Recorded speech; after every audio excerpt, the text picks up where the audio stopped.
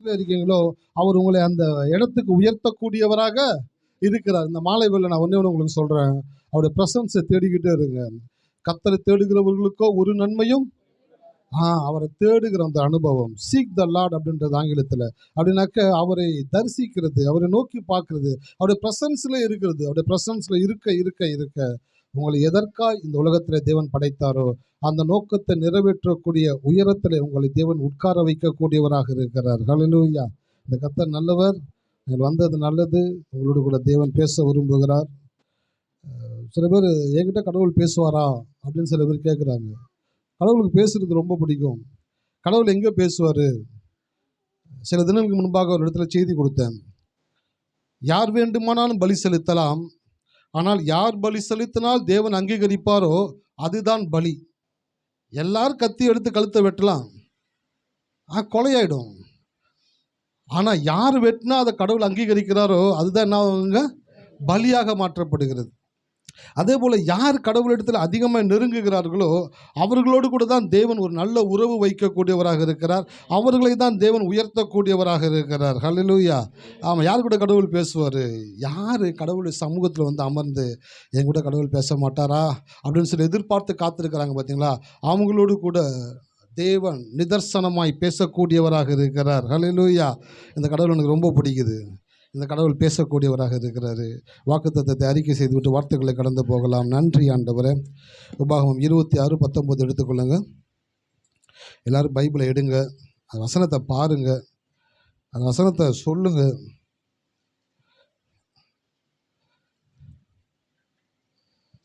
நன்றி ஆண்டவரே, நன்றி நன்றி நன்றி. உபாகமம் 26:19 வசனம், பக்கம் 256. எவ்வளோலாம் உங்களுக்கு ஹெல்ப் பண்ணுறேன் பாருங்கள். பக்கம் சொல்கிறேன், அதிகாரம் சொல்கிறேன், வசனம் சொல்கிறேன், டைம் கொடுக்குறேன். ஆமாம், நீங்கள் எடுக்கணுன்ட்டு உங்களுக்காக வெயிட் பண்ணுறேன். ஏன்னா கடவுள் இந்த வார்த்தையின்படி உங்களை ஆசீர்வதிக்க விரும்புகிறார். ஹல்லேலூயா. எத்தனை பேர் இருக்கீங்க? ஆமாம். உயிரற்றவர்களுக்கு உயர் சிகிச்சை வீண், உணர்வற்றவர்களுக்கு உன்னத ஆராதனை வீண். செத்து போன கொண்டு போய் அப்போலோ ஹாஸ்பிட்டலில் ஐசியூவில் வச்சு ஒரு நாளைக்கு 10 லட்சம் செலவு பண்ணாலும் உயிர் கொண்டு வர செத்து போயிட்டான்.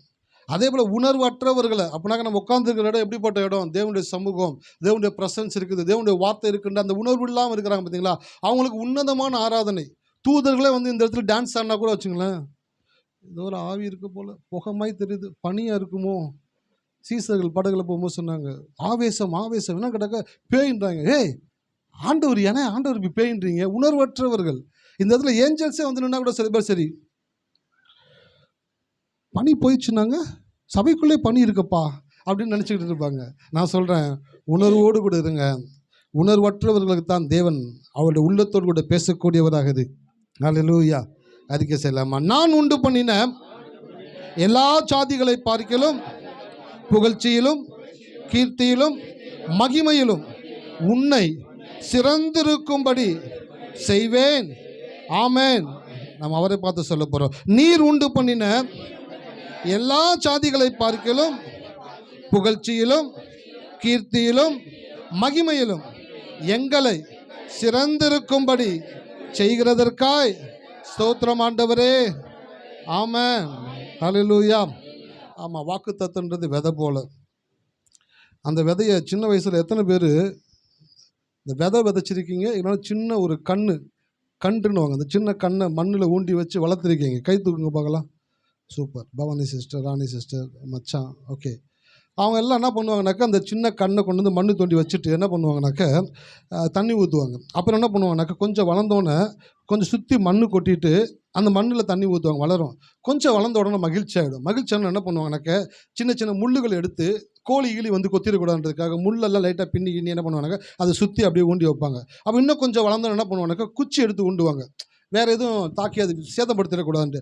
அந்த சின்ன கன்று ஸ்டெம் ஆகிடும், நல்ல ஒரு மரம். அந்த ஒரு உறுதி வந்த உடனே என்ன பண்ணுவாங்கன்னா எல்லாத்தையும் எடுத்துருவாங்க. அப்போ இப்போ என்ன பண்ணுவாங்கனாக்கா, தண்ணி ஊற்றிட்டே இருப்பாங்க. தண்ணி ஊற்ற ஊற்ற ஊற்ற அந்த மரம் என்ன பண்ணுனாக்கா வளர்ந்து கிளைகளை விட்டு இலைகளை கொடுத்து காய்களை கொடுத்து பூக்களை கொடுத்து காய்களை கொடுத்து கனிகளை கொடுக்கும். அப்போ ஒரு விதை வந்து அது பழம் கொடுக்குற வரைக்கும் அதன் மேலே என்ன இருக்குது?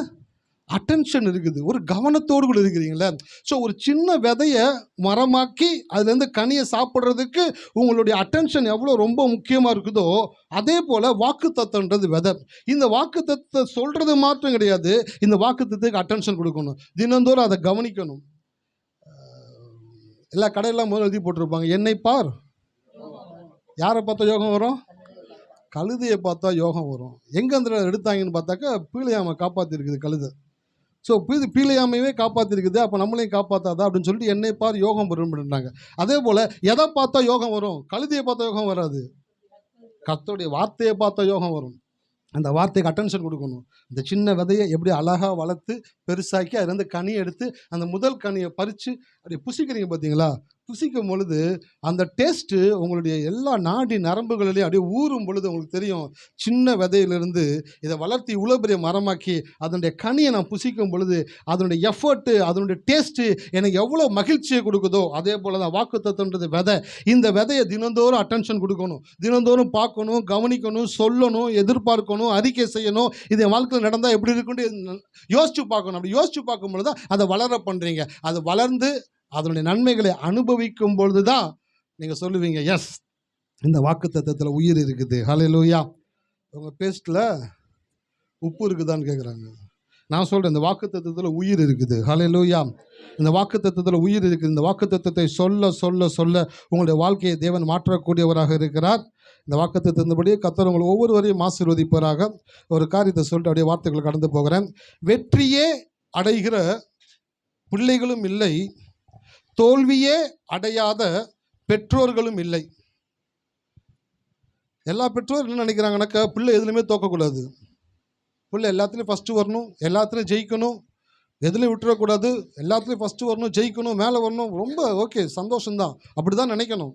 ஆனால் வெற்றியே அடைகிற பிள்ளைகளும் இல்லை, தோல்வியே அடையாத பெற்றோர்களும் இல்லை. பிள்ளைகள் வெற்றி மட்டுமே அடையணும்னு நினைக்கிற பெற்றோர்கள் தங்கள் வாழ்க்கையில் வெற்றியே அடைஞ்சிருப்பாங்கன்னு நினைக்கிறீங்களா? அவங்களும் தோற்றுருப்பாங்க, அவங்களும் சில இடத்துல மிஸ்டேக் ஆகிருப்பாங்க, மிஸ்டேக் பண்ணியிருப்பாங்க, விழுந்திருப்பாங்க, தவறு பண்ணியிருப்பாங்க. அப்போது எப்போ ஒரு பிள்ளைக்கு பெற்றோருடைய அரவணைப்பு தேவைப்படுதுனாக்க, வெற்றி பெறும்போது அல்ல, தோல்வி அடையும் போது தான் அந்த பிள்ளைக்கு பெற்றோருடைய அரவணைப்பு ரொம்ப தேவைப்படக்கூடியதாக இருக்கிறது. ஸோ வெற்றியே அடைகிற பிள்ளைகளும் இல்லை, தோல்வியே அடையாத பெற்றோர்களும் இல்லை. உங்கள் பிள்ளைகள் தோல்வி அடையும் போது அவர்கள் எடுத்த முயற்சியை பாராட்டுங்கள், வெற்றி அடையும் போது அவர்களுடைய விடாமுயற்சியை பாராட்டுங்கள். ஹல்லேலூயா.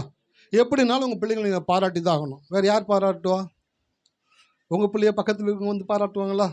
உங்கள் பிள்ளைகளை நீங்கள் தான் பாராட்டி ஆகணும். எப்படி பாராட்டணும்? தோக்கும் பொழுது, பரவாயில்லடா, முயற்சி பண்ணுன, உன் எஃபர்ட் போட்ட, ட்ரை பண்ண, உன்னால் சக்ஸஸ் பண்ண முடியல, பரவாயில்ல விடு, இந்த முயற்சி போட்ட பற்றியா, இது கடவுளுக்கு நன்றி சொல்லு, அடுத்த முறை கடவுள் ஒன்று ஜெயிக்க வைப்பார். ஹல்லேலூயா. இது தோத்த பிள்ளையை பாராட்டணும். ஒரு பிள்ளை ஜெயிச்சிருச்சு, அந்த பிள்ளை எப்படி பாராட்டணும்? கை குறா, பரவாயில்ல, நல்லா ஜெயிச்சிருக்குடா, உன் விடாமுயற்சியை நான் பார்த்தேன்டா, நான் அந்த இடத்துல மிஸ் ஆச்சு, ஆனால் அந்த இடத்துல திருப்பி நீ விடாமுயற்சியோட செயல்பட்ட பற்றியா, அதனால தான் நீ வெற்றி பெற்ற. அந்த ஜெயிச்ச பிள்ளையினுடைய விடாமுயற்சியை பாராட்டணும், தோத்த பிள்ளையினுடைய முயற்சியை பாராட்டணும். வாழ்க்கையில் மற்றவங்கள வந்துட்டு கண்டம் பண்ணுறதும், அவங்கள வந்துட்டு அவங்களுடைய விழுதலை வந்துட்டு ஸ்குவீஸ் பண்ணி பேசுகிறதும் ரொம்ப ஈஸி, அது எல்லாரும் பண்ணிடுவாங்க. ஆனால் அந்த நேரத்தில் ஒருவன் எப்போ மெச்சூராக அந்த பிள்ளையை குறித்து அழகாக பேசுகிறான் பார்த்தீங்களா, அதுதான் அந்த பிள்ளையை உருவாக்கக்கூடியதாக இருக்கிறது. ஹல்லேலூயா. தாமஸ் ஆல்வா எடிசன் ஒருத்தர் இருந்தார், ஆஃப் மைண்டட், மென்டலி சேலஞ்சு அப்படின்றாங்க. அவர் சின்ன வயசில் சரியாக படிக்க முடியாத ஒரு நபராக இருந்தார். டீச்சர் சொல்லி பார்த்து சோர்ந்து போயிட்டாங்க. ஏன்னா அந்த பையனை வச்சு பண்ணுறதுக்கு 4 எருமை மாடை மேய்ச்சிட்டு போயிடலாம் போலேன்ட்டு லெட்டர் எடுத்து எழுதி அவன் கையிலே கொடுத்து அனுப்புகிறாங்க. ஹல்லேலூயா. தாவீது என்ன பண்ணார்? உரியா அவனுடைய கையில் கொடுத்து லெட்டர் அனுப்புகிறாரு. பக்கி போய் ஓரம் நின்று படித்து பார்த்து தப்பிச்சிருப்பான். அவ்வளோ பக்தி ராஜா மேலே. கவரை பிரிக்காம கசங்காமல் எடுத்துகிட்டு போய் கொடுத்துருக்குறான். யார்கிட்ட கொடுத்தான்? யோவாப் கிட்ட கொண்டு போய் கொடுக்குறான். யாருக்கு? இவனுடைய டெத் லெட்டரை கொண்டு போய் கொடுக்குறான். அதே போல் தாமஸ் ஆல்வா எடிசன் அவங்க வாத்தியார் கொடுத்த லெட்டரை திருத்து ஓப்பன் பண்ணி பார்க்கல. இன்றைக்கி இருக்கிற பிள்ளைங்கன்னா உஷாராக அழகாக கட் பண்ணி படித்து அதை எப்படி ஒட்டி அழகாக கொண்டு போய் அம்மா அவங்களே பார்ப்பாங்க. அப்புறம் பரவாயில்லடா, பக்காவாக பண்ணியிருக்கானே. நான் அந்த குழந்தைக்கு ஒன்றுமே தெரியல, கொண்டு போய் அவங்க அம்மாட்ட கொடுத்துருச்சு. அவங்க அம்மா வாங்கி படிக்கிறாங்க. அந்த குழந்தை அவங்க அம்மா மூஞ்சி பார்த்துட்டு இருக்குது, அம்மா என்ன சொல்லுவாங்கன்னு சொல்லிட்டு படிச்சுட்டு அவங்க மூடி வச்சிட்டாங்க. அந்த குழந்தை கேட்குது, அம்மா டீச்சர் என்ன எழுதியிருக்காங்க? ஒன்றும் இல்லை செல்லக்குட்டி, அந்த பள்ளி வந்து உனக்கு கற்றுக் கொடுக்கக்கூடிய திறமை இல்லையா, திறமையான ஆசிரியர்கள் இல்லையா, நீ ரொம்ப வேகமாக படிக்கிறியா, நீ ஸ்பீடாக படிக்கிறியா, சொன்னது சீக்கிரம் புரிஞ்சுக்கிறியா, அதனால் உனக்கு ஸ்கூல் தேவையில்லை, நீ வீட்டிலேருந்து படின்னு எழுதி கொடுத்துருக்காங்க. அப்படியா? ஆமாம், ஸ்கூலில் வச்சிட்டான், எல்லாம் முடிஞ்சிச்சு.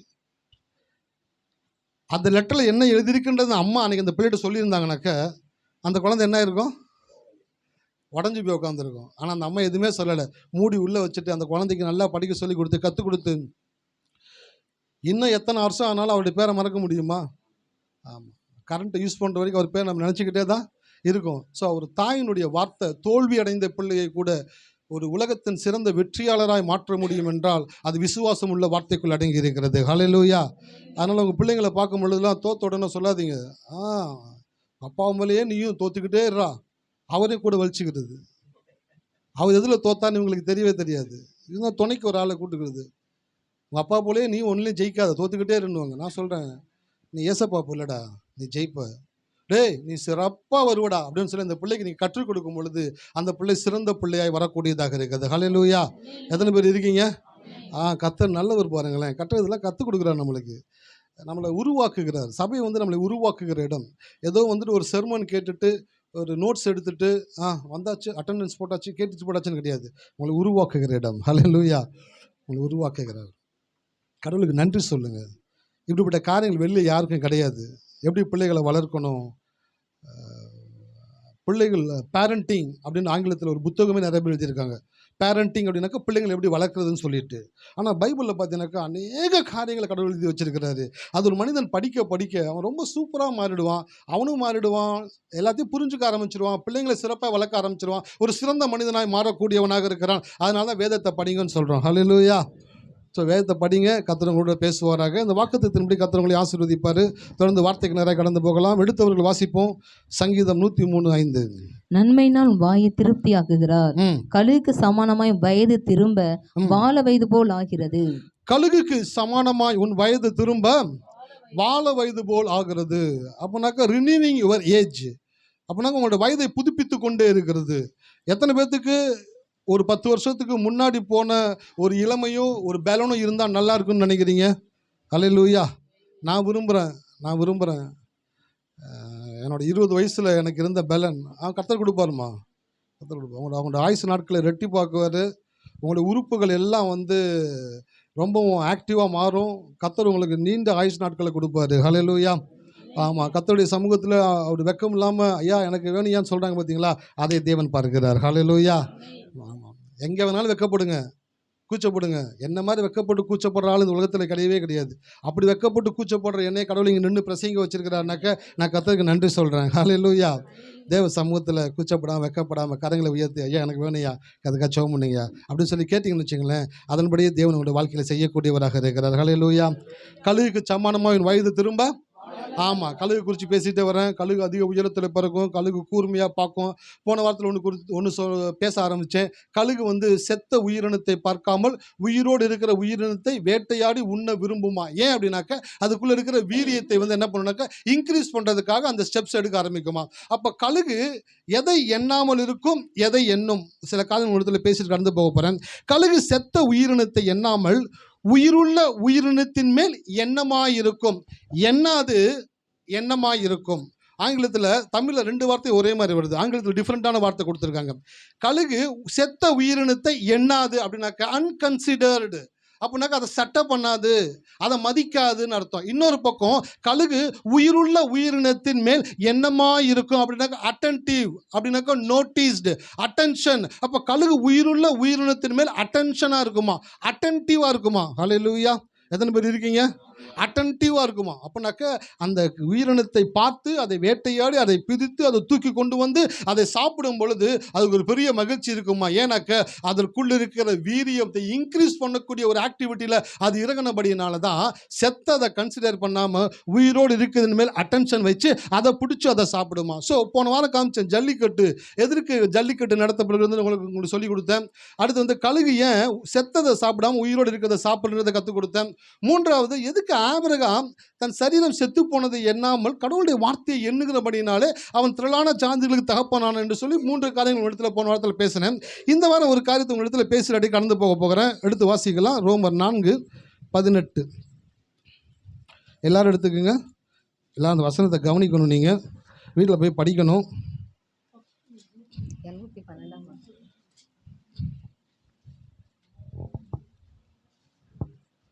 ஹல்லேலூயா, நன்றி ஆண்டவரே.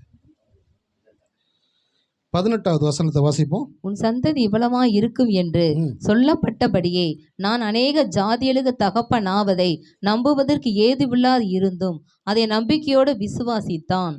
நான் ஆக்சுவலி 19ஆம் வசனத்துல தான் போகணும்.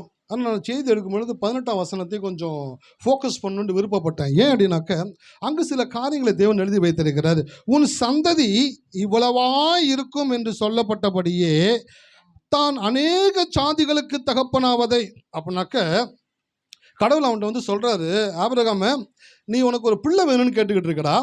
பட் ஆனால் நான் உனக்கு எப்படி கொடுக்க போகிறேன் அப்படின்னாக்க, வானத்து நட்சத்திரங்களைப் போலவும் கடற்கரை மணலை போலவும். அப்படின்னாக்க அன்கவுண்டபிள், எண்ணிக்கைக்கு உட்படாத, எண்ணி முடியாத. ஹல்லேலூயா. எத்தனை பேர் இருக்கீங்க? ரச்சன் ஏதோ தொலைச்சிட்டான், எதாவது தேடுறாங்க எல்லாரும். என்னப்பா தொலைச்சிட்ட? ரியாவை காணாமா? இவன் தான் இருக்கு பாரு. வா பாப்பா, ஓடியா ஓடியா ஓடியா. உன் சந்ததி இவ்வளவா இருக்கும் என்று சொல்லப்பட்டபடியே தான் அநேக ஜாதிகளுக்கு தகப்பனாவதே. கடவுள் சொல்றாரு, உனக்கு நான் ஒரு குழந்தை கொடுக்க போறதில்ல, எண்ணிக்கைக்கு அடங்காத வானத்து நட்சத்திரங்களைப் போல கடற்கரை என்ன முடியுமா? அன்கவுண்டபிள். நட்சத்திரத்தை என்ன முடியுமா? அன்கவுண்டபிள். நான்லாம் சின்ன வயசில் இருக்கும்போது பார்த்தீங்கன்னாக்க, இந்த சம்மர்லாம் வந்துச்சுன்னு வச்சுங்களேன், என்ன பண்ணுவோன்னாக்கா, வீட்டுக்கு வெளியிலேயே தெரு இருக்கும். அந்த தெருவில் வந்துட்டு போர்வையை விரிச்சிட்டு அப்படியே பக்கத்து வீட்டுக்காரங்க அவங்கவுங்க எல்லாம் கச்சா கச்சன்னு கதை பேசிக்கிட்டு வீட்டில் அங்கே வெளியே உட்காந்து சாப்பிடுவோம். அப்போல்லாம் ஏசி கிடையாது. ஒரு ஃபேன் ஓடும் கடனுக்கேன்னு, காற்றும் வராது. அந்த ஒரு ஃபேனுக்கு ஓடுற காற்று யாருக்கு பத்தாது, எல்லாம் வெளியே வந்துடுவோம். வெளியே வந்து போர்வை விரிச்சு படிக்கும் பொழுது படுத்துட்டு அப்படியே வானத்தை பார்த்துட்டே இருக்கிறது. இப்போ நட்சத்திரத்தை எண்ணுறது 1 2 3 4 எண்ணிக்கிட்டே இருக்கும்போது டப்புன்னு பார்த்தோன்னா கணக்கு விட்டு போகும். அட்டாட்டா அச்சா தப்பு பண்ணிட்டோமே. திருப்பி 1 2 2 தூக்கம் வந்துடும், தூங்கிடுவோம். இப்படியே பல நாட்கள் எண்ணிக்கணும்னு சொல்லி என்னன்னு சொல்லி யோசிச்சு கூட எண்ண முடியாமல் போயிடுச்சு. ஏன்?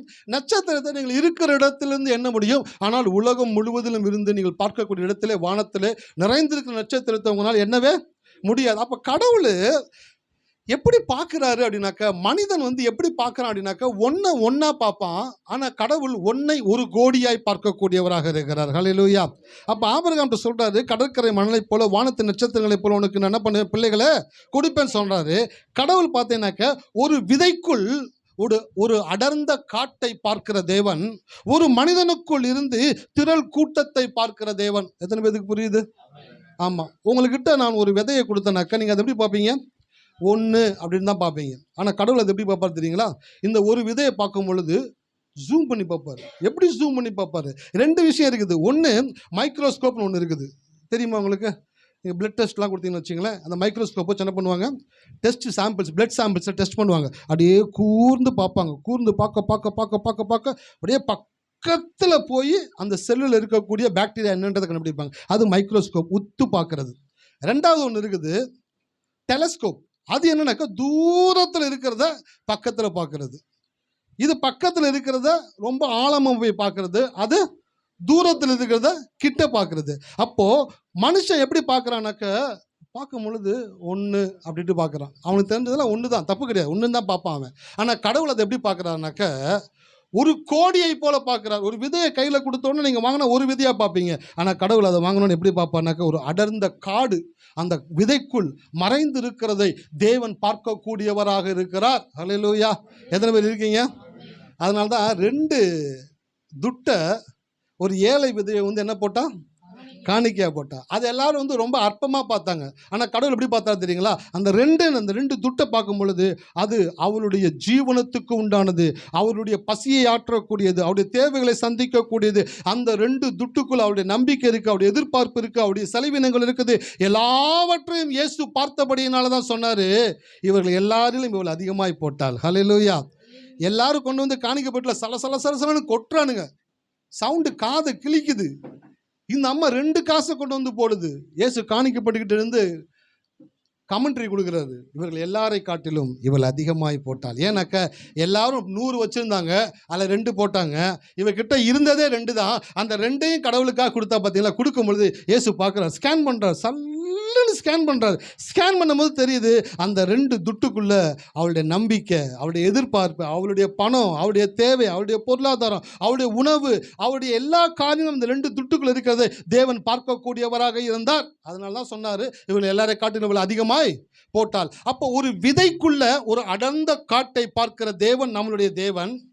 ஒரு மனிதனுக்குள்ள இருந்து ஒரு திரள் கூட்டத்தை பார்க்கக்கூடிய தேவன் நம்முடைய தேவனாக இருக்கிறார். ஸோ அவர் எப்படி பார்க்கிறாரு அப்படின்றத நீங்க கத்துக்கிட்டீங்கன்னாக்க உங்க லைஃப்ல இருக்கக்கூடிய கொஞ்சத்தை நீங்க எப்படி பார்க்கணுன்றத கத்துப்பீங்க. நீங்க எப்படி பார்க்குறீங்க உங்க லைஃப்ல? எனக்கு கொஞ்சம் படிக்க வரும், இதை வச்சு என்னத்தை ஒப்பேற்ற முடியுமா? 25 மார்க் எடுத்தா பெரிய பெரிய லாபம், பாஸ் ஆகிறது கூட கஷ்டம், கொஞ்சம் தான் படிச்சிருக்கிறேன், இந்த கொஞ்சத்தை வச்சு எனக்கு கொஞ்சம் அறிவு தான் இருக்குது, எனக்கு கொஞ்சம் தான் புரியுது, இந்த கொஞ்சத்தை வச்சு நான் என்ன பண்ண போகிறேன்? அந்த கொஞ்சத்தை கடவுள்கிட்ட கொண்டு வந்து சொல்லுங்கள். உள்ளத்தின் ஆழத்துலேருந்து உங்கள் ஜெப அறையில் அமர்ந்த கடவுள்கிட்ட சொல்லுங்கள், ஆண்டவரே எனக்கு கொஞ்சம் ஞானம் தான் இருக்கு ஆண்டவரே.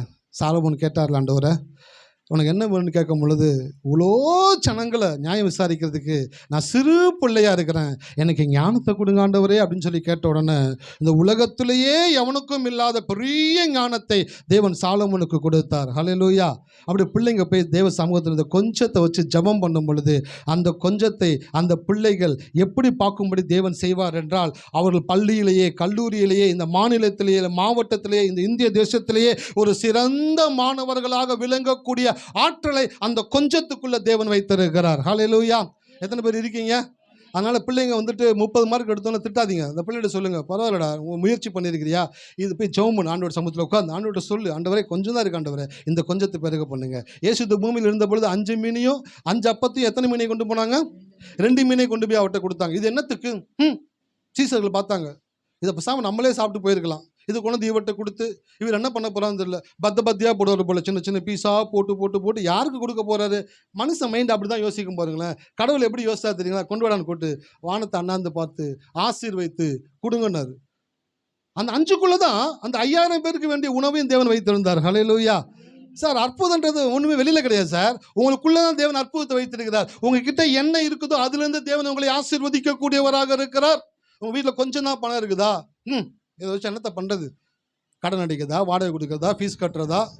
அப்படியே கட்டபொம்மன் படத்தில், வீரபாண்டிய கட்டபொம்மன் படத்தில் சிவாஜி பேசுகிறது போல், மாமனா மச்சானா வயலுக்கு வந்தாயா, நாட்டு நட்டாயா, எனக்குள்ள பெண்களுக்கு மஞ்சள் எடுத்து கொடுத்தாயான்ற மாதிரி இவங்க அடிக்கிட்டே போவாங்க. இந்த பணத்தை வச்சு என்ன பண்ணுறது? வாடகை கொடுக்குறதா, கடன் கட்டுறதா, ஃபீஸ் கட்டுறதா, பக்கத்தில் வானவங்களுக்கு கொடுக்குறதா, துணி எடுக்கிறதா? அப்பா சொல்கிறத பார்த்தாலே நமக்கு நடுங்குது, பத்தவே பத்தாது அப்படின்ற மனநிலைக்கு வந்துடுவாங்க. நான் சொல்கிறேன், எதுவுமே கொஞ்சமாக இருந்துச்சுனாக்க கவலைப்படாதீங்க, உங்கள் தேவன் கொஞ்சத்தை வர்த்திக்க பண்ணுகிறவர். ஹல்லேலூயா. சார், உங்கள் கடவுள் யாருன்னு புரிஞ்சுக்கிட்டேன்னு வச்சிங்களேன், கொஞ்சத்தை குறித்து ஒரு நாள் கவலைப்படவே மாட்டீங்க. கொஞ்சம் உங்கள்கிட்ட இருக்குதா, அப்போ தான் நீ கடவுளுடைய அற்புதத்தை பார்க்க முடியும். ஹல்லேலூயா. உங்களுக்கு தேவையானது இருக்கும்பொழுது நீங்கள் அற்புதத்தை தேட மாட்டீங்க. எப்போ உங்களுக்குள்ள கொஞ்சமாக இருக்குதோ அப்போ தான் தேவனிடத்தில் அற்புதத்தை நீங்கள் கேட்கக்கூடியவர்களாக இருக்கிறீர்கள். அந்த அற்புதத்தை செய்ய தேவன் ஆர்வம் உள்ளவராக இருக்கிறார். உங்ககிட்ட எது கொஞ்சமாக இருந்தாலும் பரவாயில்ல, கொஞ்சம் தான் பாடுறீங்களா, சரியா பாட்டு வரலையா, பாடுங்க, பாடிட்டு சொல்லுங்க, ஆண்டவரே இந்த கொஞ்சத்தை வர்த்திக்க பண்ணுங்க ஆண்டவரே. கொஞ்சம் தான் ஜெபிக்க தெரியுதா, ஜெபம் பண்ணுங்க, சூப்பராக உங்களுக்கு ஜெபிக்க வைப்பாரு. கொஞ்சம் தான் உங்களுக்கு பிரசங்கிக்க தெரியுதா, ஜெபம் பண்ணுங்க, ஆண்டவரே என்னை சிறந்த ஒரு பிரசங்கியாரை மாற்றுங்க ஆண்டவரே சொல்லி ஆண்டவர்கிட்ட ஜெபம் பண்ணுங்க. உங்களை இந்த தேசத்தில் ஒரு மிக சிறந்த பிரசங்கியாராக தேவன் மாற்றக்கூடியவராக இருக்கிறார். ஹல்லேலூயா. எத்தனை பேர் இருக்கீங்க? அப்போ இன்னையிலேருந்து கொஞ்சத்தை எப்படி பார்க்கணும்? கொஞ்சத்தை பார்க்கும் பொழுதே சொல்லணும், 2 துட்டை இயேசு எப்படி பார்த்தாரோ, 5 அப்பத்தை 2 மீனை எப்படி இயேசு பார்த்தாரோ, அப்படி நானும் இந்த கொஞ்சத்தை பார்க்கிறேன். இந்த கொஞ்சத்துக்குள்ளிருந்து என்னுடைய நிறைவை தேவன் வைத்திருக்கிறார். ஹல்லேலூயா. ஆபிரகாம்கிட்ட சொன்னார், கடற்கரை மணலை போல, வானத்து நட்சத்திரங்களை போல உன் சந்ததியை என்ன பண்ணுவேன்? பெருக பண்ணுவேன்.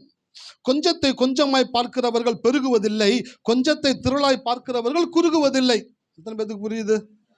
கொஞ்சத்தை கொஞ்சமாய் பார்க்கிறவர்கள் பெருகுவது இல்லை, அப்படியே தான் இருப்பாங்க.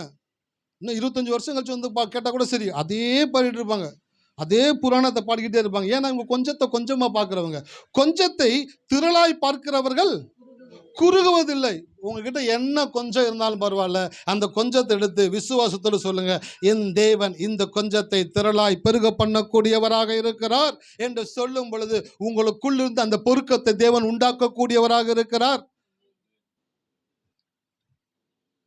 தீர்க்கதரிசி அனுப்புறாரு சாரிபாத் ஊருக்கு, ஒரு விதவை வீட்டுக்கு அனுப்புறாரு. எங்க அனுப்புறாரு? ஒரு ராஜாவுடைய வீட்டில் இருக்கிற மந்திரி வீட்டுக்கு அமிச்சா கூட பரவாயில்ல, தெம்பா வச்சு போகலாம், எப்படியும் சிக்கன் மட்டன் இருக்குண்டான்னு சொல்லிட்டு, சூப்பாச்சும் இருக்குன்னு சொல்லிட்டு போகலாம். விதவை வீட்டுக்கு அனுப்புறாரு. தீர்க்கதரிசியும் போறாரு சார் தைரியமா. ஏன் தெரியுங்களா? அவ விதவை அப்படின்னு தெரிஞ்சனால போகல, என்னை அனுப்புகிற தேவன் யார் என்று அறிந்தனால அவர் போகிறாரு. ஹல்லேலூயா. அங்க அவ சாக கிடக்குறா. அவ என்ன பண்றானாக்கா, கொஞ்சம் மாவும் கொஞ்சம் எண்ணெயும் வச்சிருக்கிறா. எத்தனை விறகு பொறுக்க போனா? நான் படிக்கும்போது யோசிச்சேன், கொஞ்சம் ஸ்ட்ரெஸ் வேணாம், எதுக்கு கொஞ்சம் கஷ்டப்பட்டுக்கிட்டு கழுத. 3 விறகு எடுத்து ஒன்று மிச்சம் ஆயிடுச்சுனாக்கா எவனாச்சும் ஒருத்தர் எடுத்துன்னு போய் சமைக்க போகிறான். 2 விறகு மட்டும் எடுப்போம். அழகாக 2 விறகு ஒடிச்சு எடுத்துன்னு வருது அம்மா. வரும்போது அந்த அம்மா பார்க்குறாரு, நீ சுடுற அடையில ஃபஸ்ட்டு எனக்கு கொஞ்சம் கொண்டு போகணும். அந்த அம்மா பார்க்குது, நாங்களே சாக போகிறோம் சாப்பிட்டு, சாக தானே போகிறீங்க, அதை ஒன்று கொடுத்துட்டு சாகு. சரி, சம்டைம்ஸ் தீர்க்கதரிசிகள் ஊழியக்காரங்களாம் பார்த்தீங்கன்னா அவங்க பேசும்போது நம்மளுக்கே மண்டக்கருவமாக இருக்கும். நான் மண்டக்கருவமாக பேசுகிறாரு, மண்டக்கருவமாக பேசலை. உன் வாழ்க்கையில் இருக்கக்கூடிய எல்லா கருமத்தையும் மாற்றக்கூடிய வார்த்தையை தேவன் ஊழியருடைய வாயில வைத்திருக்கிறார். அல்லேலூயா. அவங்ககிட்ட இருக்க அந்த கொஞ்சம் மாவு, அந்த கொஞ்சம் எண்ணெய், எனக்கு தெரிஞ்சு வேண்டா வெறுப்பாக தான் சுட்டுருப்பா. எங்கள் அப்பா அடிக்கடி சொல்லுவார், வேண்டா வெறுப்பா பிள்ளை பார்த்து காண்டா மிருகன்னு பேர் வச்சாங்களாம். அதே போல் இவர் என்ன பண்ணியிருப்பானாக்க, நானே என் பையனும் சாக போகிறேன், இவர் வேறன்னு சொல்லிட்டு அந்த ஒரு சின்ன அடையை சுட்டு எடுத்து கொண்டு போய் அவர்கிட்ட கொடுக்குறா. எப்படி கொடுத்துருப்பான்னு யோசிச்சு பார்க்குறீங்க? பயபக்தியாக கொடுத்துருப்பான்னு நினைக்கிறீங்களா? எனக்கு தெரிஞ்சு கொடுத்துருக்க மாட்டான். இருக்கிறதே கொஞ்சம், அதில் வேற இது வேறையா அப்படின்னு கொடுக்குறா. அவள் போயிட்டு பார்க்குறா, மறுபடியும் மாவு ஃபுல்லாக இருக்குது, மறுபடியும் எண்ணெய் ஃபுல்லாக இருக்குது, மறுபடியும் மாவு ஃபுல்லாக எடுக்கிறா வந்துக்கிட்டே இருக்கு, ஃபுல்லாக ஆகிக்கிட்டே இருக்கு. அட்சய பாத்திரம்னு புராணங்களில் தான் சொல்லியிருக்கிறாங்க. ஆனால் நம்மளுடைய வேதத்தில் மாத்திரம் தான் அதை தேவன் நிஜமாய் காண்பித்திருக்கிறார். ஹல்லேலூயா. அட்சய பாத்திரத்தில் மாவு எடுக்க வந்துக்கிட்டே இருக்குது, எண்ணெய் எடுக்க வந்துக்கிட்டே இருக்குது. அற்புதத்தின் அற்புதம் அவள் கண்ணால் பார்க்குறா. எத்தனை பேர் உங்கள் லைஃப்பில் கண்ணால் தேவனுடைய அற்புதத்தை பார்க்கணுன்னு விரும்புகிறீங்க? ஹல்லேலூயா. நான் சொல்கிறேன், இன்றைக்கி உங்கள் லைஃப்பில் நீங்கள் விரும்புனீங்கனாக்க, அந்த சாரிபாத்தூர் விதவினுடைய கண்கள் காணும் விதத்தில் தேவன் மாவை அப்படியே இன்க்ரீஸ் பண்ணார், எண்ணெயை அப்படியே வர்த்திக்க பண்ணது போல் உங்கள் லைஃப்பில் நீங்கள் பார்த்து கொண்டு இருக்கும் பொழுதே உங்களுடைய ஆசீர்வாதங்களை தேவன் வர்த்திக்க செய்யக்கூடியவராக இருக்கிறார். ஹல்லேலூயா. அப்போ இனிமேல் கொஞ்சத்தை எப்படி பார்க்கணும்? நிறைவாய் பார்க்கணும். திரளாய் பார்க்கக்கூடிய மனநிலைக்குள்ளே வாங்க. உங்கள் அப்பா அப்படி பார்க்கக்கூடியவராக இருக்கிறாரு. உங்கள் அப்பா வந்துட்டு ஷார்ட் ஐ கிடையாது, எல்லாத்தையும் கொஞ்சம் கொஞ்சமாக பார்க்கறதுக்கு. கொஞ்சத்தையும் அவர் திரளாய் பார்க்கக்கூடியவராக இருக்கிறார். அதான் ஆபிரகாம்கிட்ட சொன்னார், உனக்குள்ளிருந்து ராஜாக்கள் புறப்படுவார்கள், பல சந்ததிகள் உருவாகும்னு சொல்கிறாரு. அவனால் நம்பவே முடியல. எப்படி ஆண்டவர், என் ஒருத்தனுக்குள்ளே இருந்து, டே நீ உன்னை ஒருத்தனா பார்க்குற, நான் உனக்குள்ளே இருந்து வரக்கூடிய பல சந்ததிகளை நான் பார்க்கக்கூடியவராக இருக்கிறேன். அதுதான் கடவுளுடைய பார்வை. ஹல்லேலூயா. எத்தனை பேர் இருக்கீங்க? ஆமாம். உங்கள் மனைவி நீங்கள் எப்படி பார்க்கணும்? உங்கள் கணவர் எப்படி பார்க்கணும்? உங்கள் பிள்ளைகள் எப்படி பார்க்கணும்? உங்களுடைய வேலையை எப்படி பார்க்கணும்? உங்களுடைய வருமானத்தை எப்படி பார்க்கணும்? உங்களுடைய சபையை எப்படி பார்க்கணும்? உங்களுடைய எதிர்காலத்தை எப்படி பார்க்கணும்? கொஞ்சமாக பார்க்காதீங்க. கொஞ்சத்துக்குள்ளே திரளாய் தேவன் வைத்திருக்கிறார் என்பதை பார்க்க கற்றுக்கொள்ளுங்கள். நைட்டு தான் போயிட்டு வந்திருக்கிறான் பேதுரு கடலுக்கு, ஒரு மீன் கூட. ஆமாம். அடுத்த நாள் காலையில் மீனே கிடைக்காது. ஆனாலும் போய் கடவுள் சொல்கிறார், ஆழத்தை தள்ளி கொண்டு போடுன்றார். அவருடைய வார்த்தையின்படியே போடுறான். பேதுருக்கு தெரியும் மீன் இருக்காதுன்ட்டு, ஆனால் இயேசுக்கு தெரியும் மீன் திரளாக இருக்குன்ட்டு இயேசுக்கு தெரியும். அவன் போட்டு படகு அமுலத்தக்கதாக, வலை கிளியத்தக்கதாக தேவன் ஆசீர்வாதங்களால் அவனை நிரப்பினார். நான் சொல்கிறேன், உங்களுடைய கண்ணுடைய பார்வையை மாற்ற கற்றுக்கொள்ளுங்க.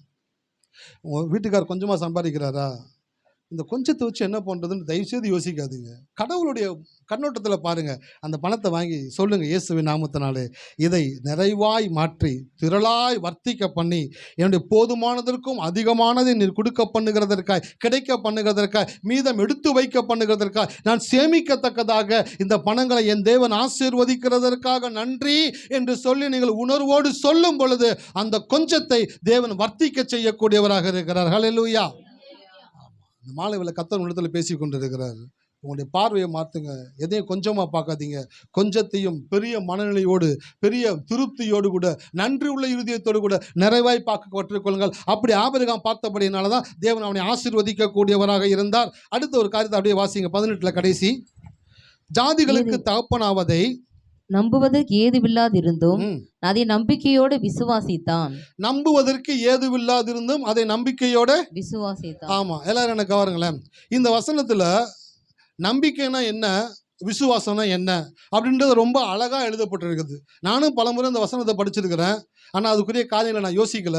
இன்னைக்கு செய்தி இருக்கும்போது அப்படியே யோசிச்சுக்கிட்டே இருக்கிறேன். பார்த்துக்கிட்டே இருக்கும் பொழுது ஆங்கிலத்தில் எப்படி வருதுனாக்க, believing what is utterly unbelievable is faith. அப்படின்னாக்க நம்ப முடிந்ததை நம்புவது நம்பிக்கை, சத்தியமா நம்பவே முடியாததை நம்புறீங்க பார்த்தீங்களா, அதுதான் விசுவாசம். ஹல்லேலூயா.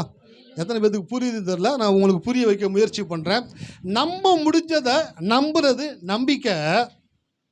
விசுவாசம்னா என்ன தெரியுங்களா, சத்தியமா நம்பவே முடியாத ஒன்றை நடக்கும்னு சொல்லி நீங்க நம்புறீங்க பார்த்தீங்களா, அதுதான் விசுவாசம். ஹல்லேலூயா. பைபிள் படிச்சுக்கிட்டே இருக்கிறேன்.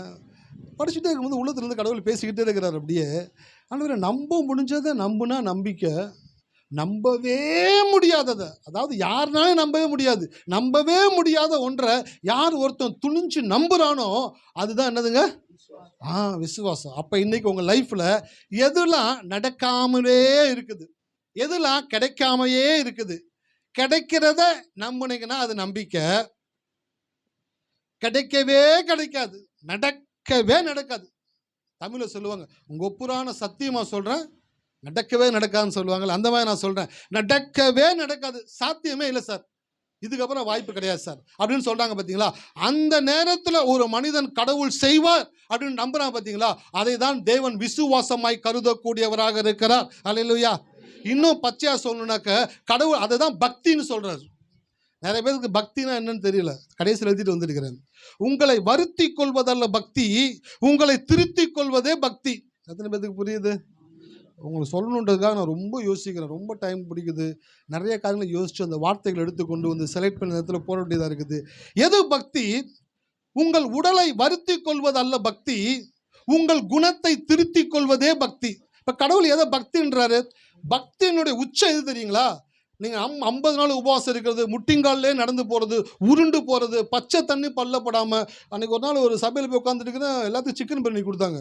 கறி நல்லா வெந்து இருந்துச்சு, ஆட்டுக்கறி. நான் கறி நல்லா வேகலாம் சாப்பிட மாட்டேன், ரொம்ப சாஃப்டாக வேறு இருந்துச்சு. சாப்பிட்ற பஞ்சு போல் இருக்குது. ஒரு அம்மா வந்தாங்க, அம்மா சாப்பிட்டு போங்கம்மா அப்படின்ட்டு பக்கத்தில் இருக்க சொன்னாங்க. சோத்திரம்மா, நான் பொருத்தனை பண்ணியிருக்கிறேன், நான்வெஜ் பிரியாணி நான் சாப்பிட மாட்டேன். நான்வெஜ் பிரியாணி சாப்பிட மாட்டேன்னு பொருத்தனை பண்ணியிருக்கீங்களா? அது என்ன பொருத்தனை? பைபிளே இல்லாத ஒரு பொருத்தனையாக இருக்குது. சிக்கன் பிரியாணி சாப்பிட மாட்டேங்கண்ணா, கடவுளே பார்ப்பார். ஐயோ வேஸ்ட் பண்ணுறியே, லெக் பீஸ் போகுது பாருன்னு கடவுளே பதட்டப்படக்கூடிய இடத்துல வைக்கிறாங்க. நாங்கள் நான்வெஜ் சாப்பிட மாட்டோம்யா, நான் பொருத்தனை பண்ணியிருக்கிறேன்யா. சார், உங்களுக்கு பிடிச்சதை சாப்பிடாமல் இருக்கிறீங்க பார்த்தீங்களா, அதை பார்த்துட்டு கடவுள் நான் பக்தி அப்படின்னு சொல்ல மாட்டார். உங்களுக்கு பிடிச்சதை சாப்பிட்டுட்டு ஸ்தோத்திரம் ஆண்டவரேன்னு சொல்கிறீங்க பார்த்தீங்களா, அதை தான் தேவன் வெற்றி கொள்ளுவார். ஹல்லேலூயா. அப்போ நான்வெஜ் சாப்பிடாம இருந்துட்டு பக்கத்தில் இருக்கிற சாப்பிட்றத பார்த்து லைட்டாக எச்சி வடிஞ்சு தொடச்சிட்டு ஸ்தோத்திரம் ஆண்டவரே, இந்த இச்சையை நான் அடக்கிற ஆண்டவரேன்னு சொல்கிறது பக்தி கிடையாது. பக்தினா என்ன தெரியுங்களா? நம்பவே முடியாத ஒன்றை கடவுள் எனக்கு செய்வான்னு சொல்லி நம்புறீங்க பார்த்தீங்களா, அதுதான் விசுவாசம். அந்த விசுவாசத்தை தான் தேவன் பக்தியாக கருதுகிறார். ஹல்லேலூயா. எத்தனை பேர் இருக்கீங்க? ஆமாம், நிறைய பேர்த்துக்கு பக்தினாக்கா எக்ஸ்ட்ரீம் போயிடுறாங்க. பக்தினாக்கா இப்படி தான் நடக்கணும், இப்படி தான் உடுக்கணும், இப்படி தான் சாப்பிட்ணும், இப்படி தான் பேசணும், அப்படி தான் செய்யணும். அதெல்லாம் கடவுள் கண்டிக்கவே மாட்டார். நீங்கள் தப்பாக நினச்சாலும் பரவாயில்ல, அதெல்லாம் கன்சிடர் பண்ணவே மாட்டார். அது உங்களுடைய ஆத்ம திருப்தி.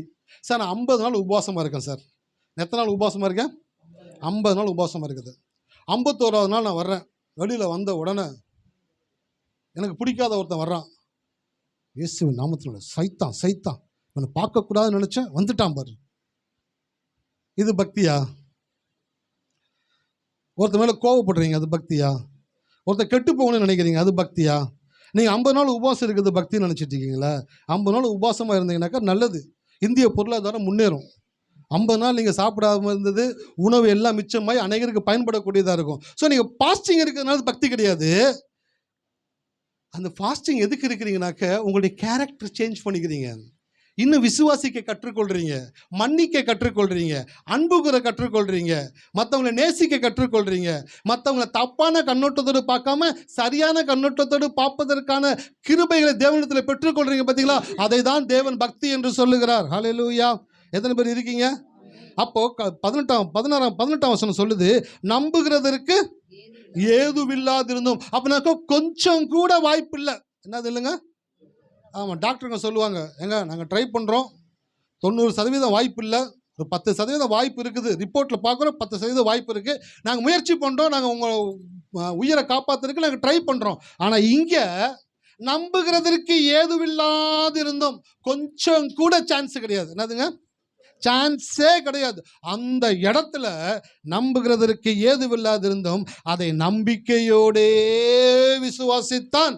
அதுதான் எனக்கு ஆபிரகாம் ரொம்ப பிடிச்சிருக்குது. நான் யோசித்தேன், நீங்கள் யாருன்னு கடவுளை பார்த்து கேட்டாங்களாம். நான் ஆபிரகாமின் தேவன், ஈசாக்கின் தேவன், யாக்கோபின் தேவன் சொன்னாராம். ஏன் சார் அதுக்கு முன்னாடி இருந்த ஆளுங்கள்லாம் விட்டுட்டீங்க? ஏனோக்கு இருந்தார், நோவா இருந்தார், அவங்களாம் விட்டுட்டு ஏன் சார் ஆபிரகாமை மட்டும் நீங்கள் சுட்டி காட்டு சொல்கிறீங்க அப்படின்னாக்க, ஆபிரகாமுடைய கேரக்டரை படிக்க தான் தெரியுது சார், அந்த மனுஷன் கடவுளை எவ்வளோ நம்பி இருக்கிறான்னு சொல்லி. ஹல்லேலூயா. அடுத்த வசனங்களை காட்ட போகிறேன். ஏன் கடவுள் ஆபிரகாமின் தேவன் சொல்ல பெருமைப்படுறாரு? தன்னை இன்ட்ரோடியூஸ் பண்ணும்போது ஆபிரகாமின் தேவன் ஏன் சொல்றாருனாக்க, ஆபிரகாமுடைய விசுவாசம் தேவனை கவர்ந்து இழுத்தது. ஹல்லேலூயா. அடுத்த வசனத்தை வேகமா வாசிங்க. 19. அவன் விசுவாசத்திலே பலவீனமாய் இருக்கவில்லை. அவன் ஏறக்குறைய 100 வயதுடனாய் இருக்கும்போது தன் சரீரம் செத்து போனதையும் சாராளுடைய கர்ப்பம் செத்து போனதையும் எண்ணாதிருந்தான். ஆபிரகாம் தன் சரீரம் செத்து போனதை எண்ணாதிருந்தான் அப்படின்ற வார்த்தைக்கு நான் உங்களுக்கு இங்கிலீஷ்ல என்ன வார்த்தை சொன்னாக்க, அன்கன்சிடர்டு, அன்நோட்டிஸ்டு, அன்அட்டென்டிவ் அப்படின்ற வார்த்தையில பயன்படுத்துறாங்க.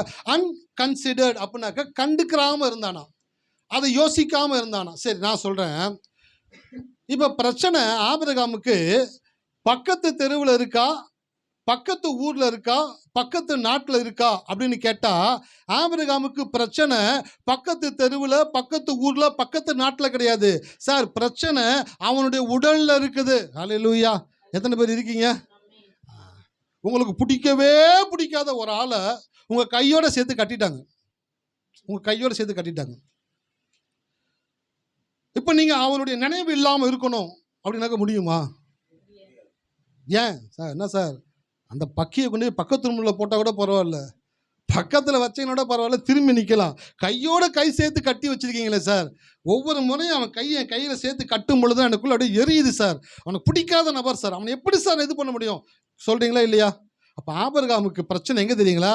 பக்கத்து தெருவில், பக்கத்து ஊரில், பக்கத்து நாட்டில் கிடையாது சார். அவனுடைய பிரச்சனையே அவனுடைய சரீரம் தான் அவனுடைய பிரச்சனை. ஹல்லேலூயா. ஆபிரகாம் தன் சரீரம் செத்து போனதை எண்ணாதிருந்தான். செய்தி எடுக்கிறேன், என்னால் அடுத்த வசனத்துக்கு போகவே முடியல. எப்படி ஒரு மனுஷன் தன் உடல்ல இருக்கக்கூடிய ஒரு பாதிப்பை கன்சிடர் பண்ணாமல் இருக்க முடியும்? எப்படி அதை யோசிக்காமல் இருக்க முடியும்? எப்படி அதை குறித்து திங்க் பண்ணாமல் இருக்க முடியும்? உங்களோட சரீரத்தில் ஒரு வியாதி இருக்குது சார், டாக்டர் சொல்கிறாரு நீங்கள் அதை குறித்து யோசிக்காதீங்க அப்படின்றாரு. கையில் கொப்பளமாக வந்துருக்குது. கடவுள் சொல்கிறாரு இந்த கொப்பளத்தை பார்க்காதீங்க அப்படின்றாரு. ஆனால் கண் எங்கே தான் போகும்? புண்ணுக்கு ஆயின்மெண்ட் கொடுத்துட்டு புண்ணை சுரண்டாதீங்கன்னு சொல்லுவார். டாக்டர் சொல்லிக்கிட்டு இருக்கும்போதே சொல்லிடுவாங்க. டாக்டர் பாபு பார்த்தீங்களா, கை வைக்காதீங்க, இன்ஃபெக்ஷன், கையெடுங்க. Okay doctor. ஏமா இப்போ சொல்லிக்கிட்டே திருப்பி. ஏன் அப்படின்னாக்க, எதை ஒன்று பண்ணாதன்னு சொல்கிறோமோ நம்ம மைண்ட் என்னன்னாக்கா அதை பண்ணுறதுக்கு முயற்சி பண்ணிக்கிட்டே இருக்கும். அதான் மைண்டினுடைய தன்மை. அதனால் மைண்டு தப்பு கிடையாது. ஏன்னா அரிக்கிறனால தான் சொல்லிடுறீங்க. சும்மா சொல்லிடுறீங்களா யாராச்சும்? அரிக்கிறனால தான் சொல்லிடுறீங்க. டாக்டர் சொல்லுவார் சொரியக்கூடாது சார், அரிக்குது சார். அதாங்க ஆயின்மெண்ட் போட்டால் சரியாயிருங்க, சொரியாதுங்கனாக்கா திருப்பி சொரிஞ்சிட்டே இருப்பாங்க. ஏன்னாக்கா சொரிய தூண்டுகிறபடினாலே செய்கிறோம். அப்போது உங்களுடைய சரீரத்தில் ஒரு பலவீனம் இருக்குது, அதை கண்டுக்கிறாதீங்க, அது மேலே கவனம் செலுத்தாதீங்கன்னாக்க உங்களால் இருக்க முடியுமா? கட்டாயம். அதுதான் பவுல் எழுதுறாரு, உங்களுடைய சரீரத்திலே அவலட்சணமாய் இருக்கிறவைகளே அதிக அலங்காரம் பெறுகிறது. எத்தனை பேருக்கு புரியுது? இந்த பக்கம் கண்ணம் குண்டா இருக்கு, இந்த பக்கம் கண்ணம் என்ன இருக்குங்க, சப்பி போயிருக்கு. அப்படியே என்ன பண்ணுவாங்கனாக்க 3 கோட்டு 4 கோட்டு 5 கோட்டு 6 கோட்டு 7 கோட்டுன்னு போட்டு என்ன பண்ணுவாங்கனாக்க, இந்த பக்கத்தில் கண்ணத்து போல இந்த கண்ணத்தை என்ன பண்ணுவாங்கனாக்க சேம் இடத்துல கொண்டு நிற்கிற அளவுக்கு மேக்கப் போட்டுக்கிட்டே இருப்பாங்க. இப்போ உடம்புல எந்த பகுதி அவலட்சணமா இருக்குதோ அதுக்கு என்ன பண்ணுவோம்? அதிகமாக அட்டென்ஷன் கொடுப்போம், அலங்காரப்படுத்துவோம், அது வெளியே தெரியாத அளவுக்கு அதை பாதுகாப்போம்ல. அப்படிதான் நம்ம உடல்ல ஒரு பாதிப்பு இருந்துச்சுனாக்க நம்மளே அறியாமலே நம்முடைய மனது அதை நோக்கி தான் போய்கிட்டே இருக்கும், அதை தான் யோசிச்சுக்கிட்டே இருக்கும், அதை தான் நோண்டிக்கிட்டே இருக்கும், அதன் மேலே தான் பார்வைப்பட்டுக்கிட்டே இருக்கும். ஆபிரகாம் தன் சரீரம் செத்து போனதை எண்ணாதிருந்தான். நான் யோசித்தேன், எப்படி அவனால முடிஞ்சிச்சு? கடவுள் சொன்னாரு, டேய் வாழ்க்கையில எந்த எந்த ஒரு விஷயத்தை நீ ரொம்ப பெருசா நினைக்கிறியோ மற்ற எல்லா காரியத்தையும் சிறுசா நினைப்ப. ஹல்லேலூயா. பாருங்க, இன்னைக்கு ஞாயிற்றுக்கிழமை மாலை வேளையில இந்த ஆராதனைக்கு போறது பெருசுன்னு நினைச்சபடினால தான் நிறைய டிவி நிகழ்ச்சிகள், நிறைய ஃபங்க்ஷன்கள், நிறைய காரியங்களை விட்டுட்டு நீங்கள் என்ன பண்ணுறீங்க, இங்கே வந்து உட்காந்துருக்கிறீங்க. அப்போ ஏதோ ஒன்று நீங்கள் பெருசாக நினைக்கும் போது மற்றதெல்லாம் உங்களுக்கு என்னவா தெரிஞ்சிருது, சிறுசாக தெரிஞ்சிருது. அப்போ ஆபிரகாம் எப்படி தன் சரீரம் செத்து போனதை யோசிக்காம இருந்தான். அவன் உடம்பு ஒவ்வொரு நாளும் பார்க்குறானே, அவன் ஸ்கின்னு சுருங்கி போயிருக்குது, ஏஜ் ஆயிருச்சு, எல்லாரும் கேட்குறாங்க, என்ன சொல்கிறதுனே தெரியல, என் சரீரம் செத்துக்கிட்டே இருக்குது, எனக்குள்ள நரம்பு தளர்ச்சி உண்டாகுது, என்னால் மாதிரி வேகமாக நடக்க முடியல, வேகமாக பேச முடியல, மேல் மூச்சு வாங்குது, கீழ் மூச்சு வாங்குது, என்ன மாதிரி என்னால் இருக்க முடியலையே என்ற எண்ணம் அவனுக்குள்ள வருகிற பொழுதெல்லாம் அவன் தன் சரீரம் செத்து போனதை எண்ணாது இருந்ததற்கான காரணம், அவன் அதை காட்டிலும் ஒன்றை மேலாக நினைத்து கொண்டிருந்தான். என்னவென்றால் தேவனுடைய வாக்கு தத்தங்களை குறித்து அவன் அவிவிசுவாசமாய் சந்தேகப்படாமல். ஹல்லேலூயா. சார், வாழ்க்கையில் ஒன்றே ஒன்று தெரிஞ்சுக்கங்க சார், எது உங்களை உங்கள் அட்டென்ஷனை ஈர்த்து கொண்டே இருக்கிறதோ அது உங்களை பலவீனப்படுத்தும் என்றால் அதை தாண்டி ஒரு காரியத்தை யோசிக்க கற்றுக்கொள்ளுங்கள். கடவுளுடைய வார்த்தை மாத்திரமே உங்களுடைய எல்லா பிரச்சனைகளுக்குமான தீர்வாக இருக்கிறது. ஹல்லேலூயா. அப்போ ஆபிரகாம் எவ்வளவு சென்சிட்டிவா, எவ்வளவு அட்டென்டிவா, எவ்வளவு கன்சர்னா, எவ்வளவு ஜாக்கிரதையா அவன் ஒவ்வொரு நொடியும் அவன் செலவு பண்ணியிருப்பான்றதை யோசிச்சு பாருங்க. தன் சரீரம் செத்து போனதை எண்ணாது இருந்தான். எப்போ? காலையில் 8 to 10 வரைக்குமா, இல்லை சாப்பாடு டைம் சாப்பிட்டு 2 to 4 தூங்கும் போது எண்ணாது இருந்தானா? சார், 24 மணி நேரமும் ஆபிரகாம் தன் சரீரம் செத்து போனதை எண்ணாது இருந்தான். ஆனால் வேற ஒன்றை எண்ணிக்கொண்டிருந்தான். எதை எண்ணாமல் இருந்தானாக்க, சரீரத்தை குறித்து யோசிக்கல, கடவுளுடைய வாக்கு தத்தங்களை எண்ணிக்கொண்டிருந்தான். கடவுள் சொன்னது என் வாழ்க்கையில் நிறைவேறும், கர்த்தர் சொன்ன வாக்கு தத்தம் என் வாழ்க்கையில் நிறைவேறும், கர்த்தர் சொல்லியிருக்கிறபடினால் அதை அவர் எப்படியும் செய்யக்கூடியவராக இருக்கிறார் என்று சொல்லி அவர் மேல அலாதி அன்பும் பக்தியும் உள்ளவனாக இருந்தான். அந்த பக்தி கடவுளை இம்ப்ரெஸ் பண்ணிருச்சு. ஹல்லேலூயா. இம்ப்ரெஸ் பண்ணிருச்சு. சார், அவன் உடம்புல இருக்குதா பிரச்சனை, ஆனால் அந்த பிரச்சனையை பார்க்காம என் வாக்கு தத்தத்தை பார்த்தான் பத்தியா, அதுதான்டா ஹைலைட்டு. அங்கே தான் அவனுடைய பக்தியை நான் பார்க்குறேன். அடிக்கடி சொல்லியிருக்கிறேன், பக்தின்றது நீங்கள் நிற்கிற முழங்காலிலோ, நீங்கள் போடுகிற உபவாசத்திலோ, ஜெபிக்கிற ஜபத்திலோ அல்ல. நீங்கள் எப்படி உங்கள் குணங்களை மாற்றி நீங்கள் எப்படி தேவனை விசுவாசிக்கிறீர்கள் என்பதை தான் தேவன் பக்தியாக ஏற்றுக்கொள்ளுகிறார். ஹல்லேலூயா. இருக்கீங்களா? ஆபிரகாம் தன் சரீரம் செத்து போனது எண்ணாதிருந்தான், கடவுளுடைய வாக்கு தத்தத்தை எண்ணிக்கொண்டிருந்தான். ஒரு வசனத்தை வாசிங்க, வேகமாக கடந்து போகல. அதிலிருந்து நீதிமொழிகள் 22:29.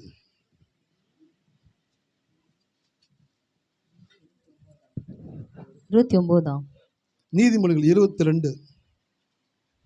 தன் வேலையில் ஜாக்கிரதையா இருக்கிறவனை நீ கண்டால் அவன் நீசருக்கு முன்பாக நில்லாமல் ராஜாக்களுக்கு முன்பாக நிற்பான். தன் வேலையில் ஜாக்கிரதையா இருக்கிறவனை நீ கண்டால், தன் வேலையில் ஜாக்கிரதையாக இருக்கிறவனை கண்டாயானால். எத்தனை பேர் விஜிபி கோல்டன் பீச் போயிருக்கிறீங்க?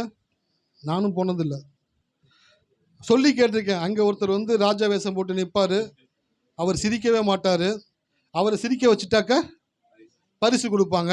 இப்போ அவர் காலையிலேருந்து சாயந்தரம் வரைக்கும் தான் வேலையில் ஜாக்கிரதையாக இருக்கணுமா? என்ன ஜாக்கிரதையாக இருக்கணும்? சிரிக்காமல் இருக்கணும். எவ்வளோ கஷ்டமான வேலை தெரியுங்களா? சிரிக்காமல் நிற்கணும். அப்படியே பிடிச்சி ஆடுவாங்க, பாடுவாங்க, கீழே விழுவாங்க, ஜோக் அடிப்பாங்க, எதையுமே கண்ணில் வாங்காமல் எதையும் பார்க்காம அட்டன்டிவாக அவருடைய மைண்டில் ஒன்று தான் இருக்கும். நான் ஒரு வேலைக்கு வந்திருக்கிறேன், எனக்கு கொடுக்கப்பட்ட வேலை என்ன, காலையிலேருந்து சாயந்தரம் வரைக்கும் யார் காமெடி பண்ணாலும் ஜோக் அடித்தாலும் நான் சிரிக்கக்கூடாது. நான் சிரித்தா கம்பெனி நஷ்டப்படும், கம்பெனி பணம் கொடுக்கணும். ஆகையினால அந்த உணர்வோடு கூட, அந்த உணர்ச்சியோடு கூட ஒவ்வொரு நொடியும் ஒவ்வொரு வினாடியும் காலை 9லிருந்து மாலை 6 மணி வரைக்கும் தன் வேலையில் ஜாக்கிரதையாக இருப்பானா. அப்படி ஒரு நாள் அவன் இருந்துட்டு அந்த டே முடிஞ்சிட்டு போகும்பொழுது அங்கே இருக்கிற சூப்பர்வைசர் கூப்பிட்டு என்ன பண்ணுவார், கை சூப்பர்பா, நான் கூட அந்த 3:30 மணி போல் ஒரு சின்ன குழந்தை ஆடிச்சு பத்தியா, எனக்கே சிரிப்பு வந்துருச்சு, நீ சிரிச்சிடும்னு பயந்துக்கிட்டே இருந்தேன், பரவாயில்லப்பா, நீ அவ்வளோ கண்ட்ரோல் எடுக்கிறப்பா, கட்டாயம் நான் முதலாளிகிட்ட சொல்லிட்டு உனக்கு சம்பளம் உயரும் நான் ஏற்பாடு பண்ணுறேன். தன் வேலையில் ஜாக்கிரதையாக இருக்கிறவனை கண்டாயானால் அவன் நீசருக்கு முன்பாக நில்லாமல் யாருக்கு முன்பாக நிற்பான்? ராஜாக்களுக்கு முன்பாக நிற்பான். அப்போ காலையில் 9லேருந்து சாயந்தரம் 6 வரைக்கும் சிரிக்காம அந்த வேலையில் ஜாக்கிரதையாக அட்டன்டிவாக கரெக்டாக அவர் ரொம்ப பர்ஃபெக்டாக யோசித்து நிற்கிறான் பார்த்தீங்களா, அவனை தான் அடுத்த சம்பள உயர்வுக்கு அவனுக்கு என்ன பண்ணுவாங்க, எடுத்து கொடுப்பாங்க. இப்போ ஆபிரகாம் என்ன பண்ணார் தெரியுங்களா, தன் வேலையில் ஜாக்கிரதையாக இருந்தார். ஆபிரகாமுக்கு என்ன வேலை? ஆபிரகாமுக்கு கடவுள் ஒரு வேலை கொடுத்தார். என்ன கொடுத்தார்னா, உன் சரீரம் செத்து போனதை எண்ணக்கூடாது, என் வாக்குத்தத்தத்தை நீ என்ன பண்ணணும், எண்ணிக்கிட்டே இருக்கணும். யார் சொன்னாலும் சிரிக்கக்கூடாது, சிரிக்காம வார்த்தையை சொல்லிக்கிட்டே இருக்கணும். எத்தனை பேருக்கு முடியும்? எல்லாம் முடிகிற காரியமா சார்? சார் ஆபிரகாம் செஞ்சிருக்கிறார் சார். ஆபிரகாமுடைய தகப்பன்னு சொல்றீங்க, ஆபிரகாமுடைய பிள்ளைகள்ன்றீங்க, ஆபிரகாமுடைய ஆசீர்வாதங்கள் மேலே வருன்றீங்க. அதெல்லாம் எப்படி வருன்றீங்க? ஆபிரகாம் செய்த காரியங்கள் நீங்கள் செய்யும் பொழுதுதான் அந்த ஆசீர்வாதங்கள் மேல் வந்து பலிக்கக்கூடியதாக இருக்கிறது. அப்போ ஆபிரகாம் தன் வேலையில் ஜாக்கிரதையாக இருந்தாராம். காலையில் எழுந்து ப்ரஷ் எடுத்துட்டு வெளியில் வர்றாரு. ஒருத்தன் கேட்குறான், என்னவா ஆபிரகாம் அவன் என்ன கொஞ்சம் குடிக்கல உனக்கு அப்படின்னு கேட்குறான். இப்போ என்ன பண்ணணுன்னாக்க அவன்கிட்ட எல்லாம் பார்க்குறேன், கடவுள் சொல்லியிருக்கிறாரு, சரீரம் கூட பார்த்தனாக்கா மோசமாகிக்கிட்டே இருக்குது. ஆனால் அப்படி பேசலை. அவன் பேசும் பொழுது என்ன ரியாக்ட் பண்ணலாம் தெரியுங்களா ஆபிரகாமு? என் தேவன் சொன்ன வார்த்தையை நிறைவேற்ற அவர் உண்மை உள்ளவராக இருக்கிறார். ஹல்லேலூயா. அவங்ககிட்ட 100 பேர் வந்து அந்த ராஜா வேஷம் போட்டவனை சிரிக்க வைக்கிறதுக்கு 100 பேர் சேர்ந்து காமெடி பண்ணாலும் அவன் சிரிக்காமல் இருக்கிறது போல ஆபிரகாமை சுற்றி 1000 பேர் நெருக்கினார்கள். ஆனாலும் அவன் ஒன்றுமே செய்யலை. தன் சரீரம் செத்து போனதை எண்ணாமல் கடவுளுடைய வார்த்தையை அவன் எண்ணிக்கொண்டே இருந்தான். ஹல்லேலூயா. தன் வேலையில் ஜாக்கிரதையாக இருக்கிறவனை கண்டாயானால் எத்தனை பேர் உங்கள் வேலையில் ஜாக்கிரதையாக இருக்கிறீங்க? ஹல்லேலூயா. பவானி சிஸ்டர் சுரேஷ் அண்ணா சொன்னாங்க, வர்தா புயல்லையும், நீங்களும் சிஸ்டர் நீங்களும் வர்தா புயலும் அடாத மழையிலும் விடாது வேலைக்கு போனவங்க அப்படின்னு சொல்லிட்டு வேலையில் ஜாக்கிரதையாக இருக்க கண்டான். ஒரு வாட்டி வெள்ளம் வந்துருச்சு, பைக்கை வீட்டில் நிறுத்திட்டு பேண்ட்டு சட்டையை மடித்து அக்கில் வச்சுட்டு டவுசர் போட்டு நடந்தே ஆஃபீஸ்க்கு போயிட்டேன். எல்லோரும் சொல்கிறாங்க, டே ஊரே வெள்ளக்காடாக இருக்கிறானே. நான் வேலைக்கு போயே தெரியும், போனால் ஆஃபீஸ்க்குள்ளே ஃபுல்லாக தண்ணி நிற்குது. அப்படியே சாஞ்சேன். என்னென்னு கேட்டாக்கா, அப்பா வந்தது நல்லதாக போச்சுப்பா, எல்லோரும் க்ளீன் பண்ணிருங்கப்பான்ட்டாங்க. பாவீங்களா, இதுக்கு வராமே இருந்திருக்கலாம் போலயே. ஃபுல்லாக கூட்டி தொடச்சி தண்ணியில் எடுத்து கீழே ஊற்றி எல்லாம் பண்ணி என்ன பண்ணிட்டோம், அது ஃபுல்லாக க்ளீன் பண்ணியாச்சு. அப்போ தன் வேலையில் ஜாக்கிரதையாக இருக்கிறவனை கண்டாயானால் அவன் நீசருக்கு முன்பாக நில்லாமல் யாருக்கு முன்பாக நிற்பான்? ராஜாக்களுக்கு முன்பாக நிற்பான். அப்போ நீங்கள் உங்கள் வேலையில் ஜாக்கிரதையாக இருக்கிறீங்களா? உங்கள் வேலையை நீங்கள் கரெக்டாக செய்கிறீங்களா? இப்போ பிரசங்கம் பண்ணுறது என்னுடைய வேலைன்னு வச்சுக்கோங்களேன். இந்த வேலையை நான் ஜாக்கிரதையாக பண்ணணுமா? ஜாக்கிரதையாக பண்ண என்ன பண்ணணும்? அட்டென்டிவாக இருக்கணும், பர்ஃபெக்டாக மெசேஜ் எத்தனை வரணும். அந்த 1 மணி நேரம் உங்களுக்குள்ள அந்த வார்த்தையை எப்படினாலும் உங்கள் இருதயத்தில் பதிச்சு உங்களை சிந்திக்க வச்சு உங்களை விசுவாசத்துக்குள்ள கொண்டு வந்து உங்களை ஒரு படி மேலே கொண்டு போகிற வேலையில் ரொம்ப கண்ணும் கருத்துமாக இருக்க வேண்டும் என்று நான் விரும்புகிறபடினாலே அதற்குரிய நேரத்தை செலவு பண்ணி வார்த்தைகளை எடுத்துக்கொண்டு வருகிறேன். ஹல்லேலூயா. எத்தனை பேர் இருக்கீங்க? அப்போ இங்கேருந்து ஒரு பாட்டு பாடுறீங்க, இங்கே ஒரு பாட்டு பாடும்பொழுது அந்த பாட்டை வந்து எப்படி எடுக்கணும்? அது விசுவாசமான பாட்டா, அவிசுவாசமான வார்த்தைகளை களைஞ்சிட்டு விசுவாசமுள்ள வார்த்தைகளோடு கூட அந்த பாடலை பாடுறீங்கன்னா நீங்கள் கவனமாக இருக்கணும். அது உங்களுடைய வேலை. பாட்டு பாடுறவங்க அப்படி பாடணும், செய்தி கொடுக்குறவங்க அப்படி செய்தி கொடுக்கணும், ஆராதிக்கிறவங்க அப்படி ஆராதனை செய்யணும். ஸோ ஒவ்வொருத்தரும் தன் வேலைகளை ஜாக்கிரதையாய் செய்யும் பொழுது கடவுள் பார்க்குறாரு, சே இவன் ரொம்ப ஜாக்கிரதையாக இருக்கான்டா, இவனை சாதாரண இடத்துல வைக்கக்கூடாதுடா, இவனை தூக்கி உயரத்தில் வைக்க வேண்டும். ஹல்லேலூயா. அப்போ நான் சொல்கிறேன், படிக்கிற பிள்ளைங்க உங்கள் படிக்கிறதுல ஜாக்கிரதையாக படிங்க. ஏனோ தானோன்னு படிக்காதீங்க, காமா சோமான்னு படிக்காதீங்க. 40 மார்க் எடுத்தால் போதும். ஏன் 110 மார்க் எடுத்தால் என்ன தான் இப்போ குறைச்சலாக போச்சு? ஒரு பையன் 10 மார்க் எடுத்துருக்கிறான், அப்பா அடிப்பாருன்னு சொல்லிட்டு பக்கத்தில் 1 போட்டான், 110 ஆயிடுச்சு. அப்பா கேட்குறாரு, டேய் என்னடா பள்ளியில் 100 மார்க் தான் பறிச்சு வைப்பானுங்க, நீ 110 எடுத்துருக்கும். டாடி நான் ரொம்ப நல்லா படிக்கிறேன்னு 10 மார்க் வாத்தியார் எக்ஸ்ட்ரா போட்டார். 10 மார்க் வாத்தியார் எக்ஸ்ட்ரா போட்டாரா? என்ன படித்தா அப்படி? நான் நல்லா படிக்கிறேன்னு சொல்லிட்டு 100க்கு வந்து 110 போட்டார். சில பேர் அப்படி தான் இருக்கிறாங்க. நான் சொல்கிறேன், 40 மார்க் எடுத்து பாஸ் ஆகுன்ற மைண்ட் செட்டை முதல்ல படிக்கிற பிள்ளைங்க மனதிலிருந்து எடுத்து போடணும். 100க்கு 100 நான் கட்டாயம் எடுப்பேன். ஹல்லேலூயா. அதுதான் ஜாக்கிரதையாக இருக்கிறது. அதுக்கு தான் படிக்கணும், அதுக்கு தான் கண் விழிச்சு படிக்கணும், அதனால தான் டைம் ஸ்பெண்ட் பண்ணி படிக்கணும். எப்போ நீங்கள் ஜாக்கிரதையாக இருக்கிறீங்களோ அப்போ உங்களை கடவுள் உயர்ந்த இடத்துல கொண்டு போய் வைக்கக்கூடியவராக இருக்கிறார். ஹல்லேலூயா. எத்தனை பேர் இருக்கீங்க? அப்போ ஆபிரகாம் ஜாக்கிரதையாக இருந்தாரா? எப்படி ஜாக்கிரதையாக இருந்தார்? காலையிலிருந்து நைட்டு வரைக்கும் எத்தனை பேர் வந்து அவிவிசுவாசமாக பேசினாலும் சந்தேகத்தை எழுப்பினாலும், என்ன ஆபிரகாம் போன மாதத்துல இந்த மாதம் கொஞ்சம் வயசான மாதிரி தெரியுறியே, கொஞ்சம் கண்ணு சுருங்கி இருக்குது, உடம்புலாம் கொஞ்சம் சுருங்கின மாதிரி தெரியுது, மூச்சு கூட இழுத்து விடுறியே. அவன் காதில் வாங்கவே இல்லை, அவன் காதில் சட்டை பண்ணவே இல்லை. அவன் ஒன்றுன்னு சொன்னான், எனக்கு தேவன் சொன்னதை நிறைவேற்ற உண்மை உள்ளவராக இருக்கிறார். ஹல்லேலூயா. சார் கடவுள் ரசிக்கிறார் சார். கடவுள் ரசிக்கிறார் சார். எப்போ தெரியுங்களா கடவுள் உங்களை ரொம்ப உன்னிப்பாக கவனிப்பார்?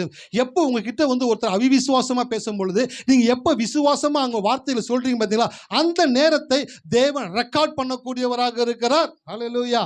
அப்போ ஆபிரகாமுடைய வாழ்க்கையில் ரொம்பவும் எஃபெக்டிவாக, அட்டென்டிவாக, சென்சிட்டிவாக இருந்தால் ஒரு காரியத்தை சொல்லிட்டு அப்படியே கடந்து போக போகிறேன். எடுத்து வாசிங்க. ரோமர் 4:20-21. தேவனுடைய வாக்குத்தத்தத்தை குறித்து அவன் அவிவிசுவாசமாய் சந்தேகப்படாமல் தேவன் வாக்குத்தத்தம் பண்ணினதை நிறைவேற்ற வல்லவராய் இருக்கிறார் என்று முழு நிச்சயமாய் நம்பி தேவனை மகிமைப்படுத்தி விசுவாசத்தில் வல்லவனானான். பாருங்க, அந்த 20-21 வசனத்துல என்ன போட்டுக்கனாக்கா, சந்தேகப்படாமல் மகிமைப்படுத்தி வல்லவனானான். சந்தேகப்படாமல் மகிமைப்படுத்தி வல்லவனானான். ஆபிரகாம் என்ன பண்ணினாரு அப்படின்ற இந்த 2 வசனத்தை சொல்லப்பட்டிருக்குது. ஒன்று சந்தேகப்படலை, ரெண்டாவது என்ன பண்ணாருங்க, மகிமைப்படுத்தி வல்லவனானார். உங்கள் வாழ்க்கையில் எப்போல்லாம் சந்தேகம் வருதோ அப்போல்லாம் நீங்கள் என்ன செய்யணும்? எப்போல்லாம் தலைவலி வருதோ அப்போல்லாம் பக்கத்தில் இருக்கிற அண்ணாச்சி கடையில் போய் சாரிடன் வாங்கி என்ன பண்ணுறீங்க சொல்லுங்கள். ஆமாம், தலைவலி வந்துருச்சுனாக்க ஒரு அனாசின், இல்லை ஒரு மெட்டாசின், இல்லை ஒரு சாரிடன். தலைவலி வந்தோன்னு ஒரு மாத்திரையை வாங்கி வாயில் உள்ளே போடுறீங்களா? அப்படி சந்தேகம் வந்த உடனே நடக்குமா நடக்காதா, கிடைக்குமா கிடைக்காத, எப்போ சந்தேகம் அப்படி வருதோ வந்த உடனே நீங்கள் என்ன பண்ண தெரியுங்களா, தேவனை மகிமைப்படுத்தக்கூடியவர்களாய் மாறிவிட வேண்டும். ஹல்லேலூயா. அப்போ தான் ஒரு நல்ல பாட்டு ஒன்று பாடணும், அப்போ தான் விசுவாசமான ஒரு பாட்டு எடுத்து பாடணும், அப்போ தான் கடவுளை துதிக்கணும், அப்போ தான் கடவுளை ஆராதிக்கணும். ஏன்?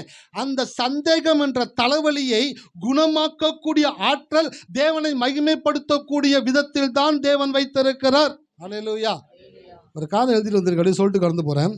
கல்லறை நாற்றத்தோடு இருக்கும், கடல் சீற்றத்தோடு இருக்கும். ஹல்லேலூயா. எத்தனை பேர் கவனிக்கிறீங்க? கல்லறை எப்படி இருக்கும்? ஆமாம். கடல் செத்து போனோன்னு நிறையா பூலம் வாங்கிட்டு போய் போடுறாங்கல்ல, எதுக்கு?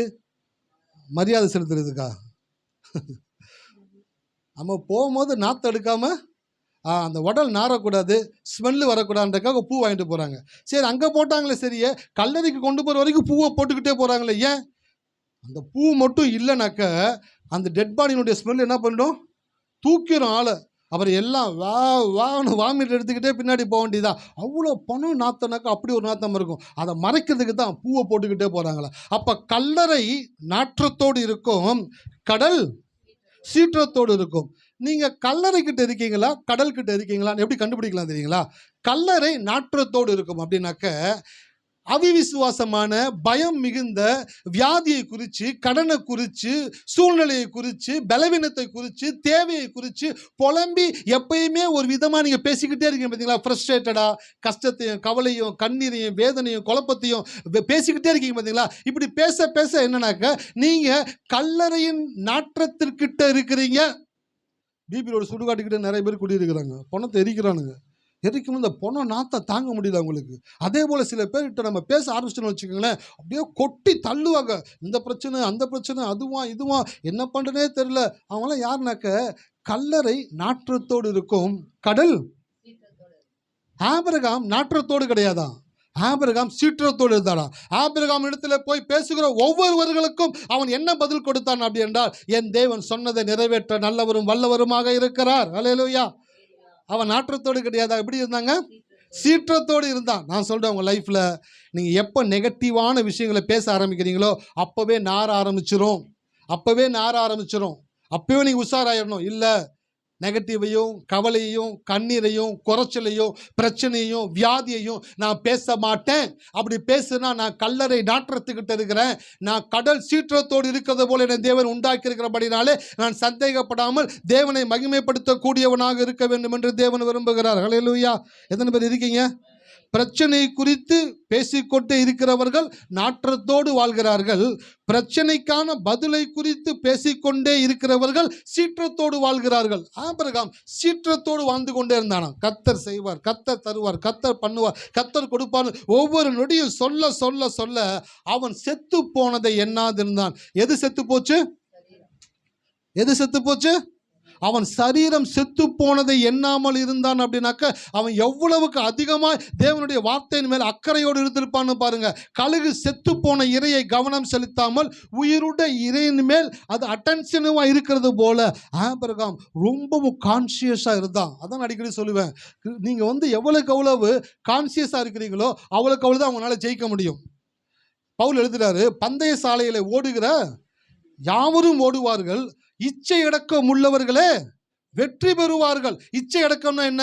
ஓட்டப்பந்தயத்தில் என்ன சார் இச்சை அடக்கம்? ஓட்டப்பந்தயத்தில் என்ன இச்சை அடக்கம்னாக்க, நான் ஓடுகிறேன், நான் என்னுடைய இலக்கு அந்த பரிசை பெற்றுக்கொள்ள வேண்டும் என்ற அந்த ஒரே ஒரு நினைவோடு கூட என்னை சுற்றி 100 பேர் ஓடலாம், என்னை சுற்றி 1000 பேர் கர்ச்சிக்கலாம், சத்தம் போடலாம், ஆக்ரோஷமாக பேசலாம், என்னை கூட மட்டமாக பேசலாம். ஆனால் என் காது அடைக்கப்பட்டு என்னுடைய கவனமும் என்னுடைய கண் பார்வையும் அந்த பரிசை நோக்கி மாத்திரமே இருந்து நான் ஒவ்வொரு நொடியும் நகரும் பொழுது மாத்திரமே அதை நான் பெற்றுக்கொள்ளக்கூடியவனாக இருக்கிறேன். ஹல்லேலூயா.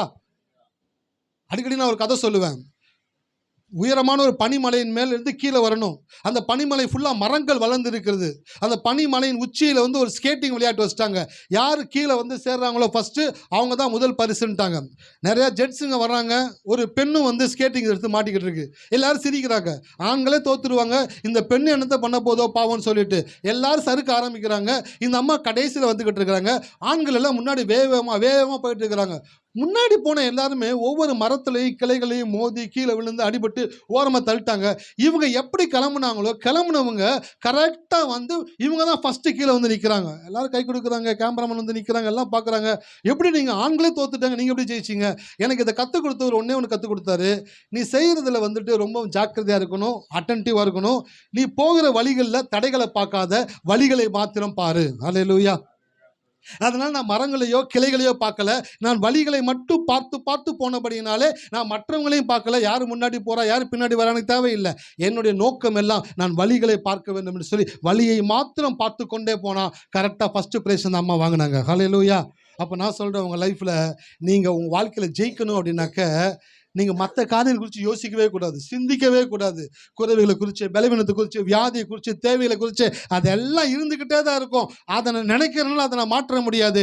எனக்கான வழிகளை தேவன் வைத்திருக்கிறார். என்ன வழி என்றால் அவருடைய வாக்கு தத்தங்களை நம்பி விசுவாசித்து அதையே நான் சொல்ல எனக்கான வழிகளில் நான் நடந்து கொண்டே இருக்கிறேன். ஒரு நாள் எனக்கு வேண்டிய பந்தய பொருளை நான் பெறக்கூடியவனாக இருக்கிறேன். ஹல்லேலூயா.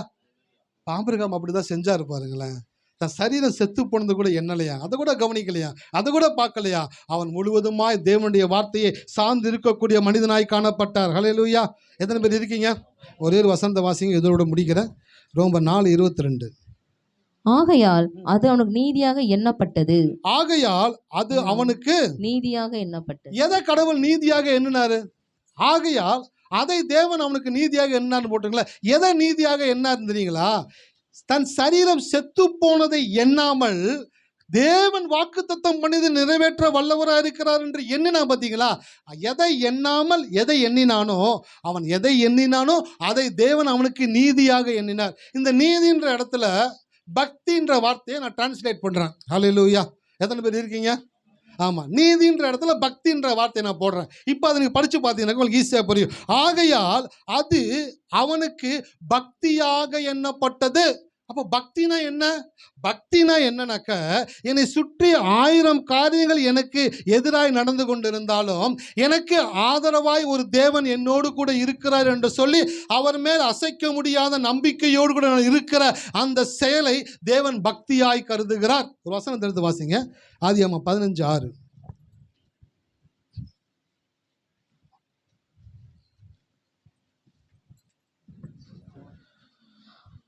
அவன் கர்த்தரை விசுவாசித்தான், அதை அவர் அவனுக்கு நீதியாக எண்ணினார். அவன் கர்த்தரை விசுவாசித்தான். அப்போ பக்தினா என்ன?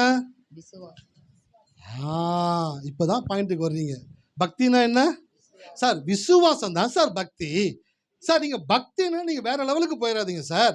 பக்தினாக்க உடைய மாத்துறது பக்தி கிடையாது, பேச்சை மாத்துறது பக்தி கிடையாது, ஒரு நாளைக்கு 9 வேளை ஜெபிக்கிறது பக்தி கிடையாது, பைபிள் அக்கில் வச்சுக்கிட்டே போகிறது பக்தி கிடையாது, பேட்ச் குத்திக்கிறது பக்தி கிடையாது, வாரத்தில் 3 நாள் உபவாசம் இருக்கிறது பக்தி கிடையாது. 2 பேர் ஜெபிக்கும்படி தேவாலயத்துக்கு போனாங்க. ஒருத்தன் ஆயக்காரன், இன்னொருத்தன் பரிசேயன். பரிசேயன் என்ன பண்ணா? நேராக உள்ளே போனால் கடவுள்கிட்ட போய் நிற்கிறான், கடவுள்கிட்ட பேசுகிறான். கடவுளே, நான் ஒழுக்கமானவன், உண்மையானவன். அவருக்கு தெரியாது பாருங்களேன். அவர் போன வாரம் தான் அமெரிக்கா போயிருந்தார். அப்போ பாவம் இந்த பையன் நல்ல ஒழுக்கமாக வாழ்ந்துருக்கிறான். அவருக்கு தெரியாதனால அவர்கிட்ட ஒப்பிக்கிறான். நான் ஒழுக்கமாக இருக்கிறேன், உண்மையாக இருக்கிறேன், நான் தசமபாகம் கொடுக்குறேன், நான் உபவாசிக்கிறேன். ஆனால் இன்னொரு பாயிண்ட்டு என்னப்பா, இந்த வெளியில் ஒருத்தர் நிற்கிறான் பார்த்தீங்களா, அவனமா எனக்கு கிடையாது. இவர் தன்னை ஒப்பிக்கிறான். அந்த இடத்துல தன் பக்திமான காற்றிக் கொள்ளுகிறான். வெளியில் ஒருத்தர் நின்றுக்கிட்டு இருக்கான். அவன் தன் கண்களையும் வானத்திற்கு ஏறெடுக்க துணியாமல் தன் மார்பில் அடித்து கொண்டு, பாவியாகிய என் மேல் கிருபையாயிரும் ஆண்டவரே என்று சொன்னான். சொல்லிட்டு கடவுள் சொல்றாரு, பரிசேயன் அல்ல, இந்த ஆயக்காரனே நீதிமானாக்கப்பட்டவனாக. அப்ப நீதிமானாக்கப்படுதுன்னு என்ன? அதுதான் பக்தி. எது பக்தி? கடவுளுக்கு முன்பாக வந்து தன்னை உயர்த்தி காட்டுகிறது பக்தி அல்ல. கடவுளுக்கு முன்பாக தன்னை எவன் ஒருவன் முற்றிலுமாய் தாழ்த்துகிறானோ அதை தேவன் பக்தியாய் கருதுகிறார். ஹல்லேலூயா. அப்ப ஆபிரகாம் கர்த்தரை விசுவாசித்தான், அதை அவர் அவனுக்கு. அப்ப நீதியான்ற வார்த்தை என்ன பக்கத்தில் போட்டுக்கணும்? பக்தியாக எண்ணினார். இன்னொரு வசனத்தை வாசிங்க, கலாத்தியர் 3:6. நன்றி ஆண்டவரே.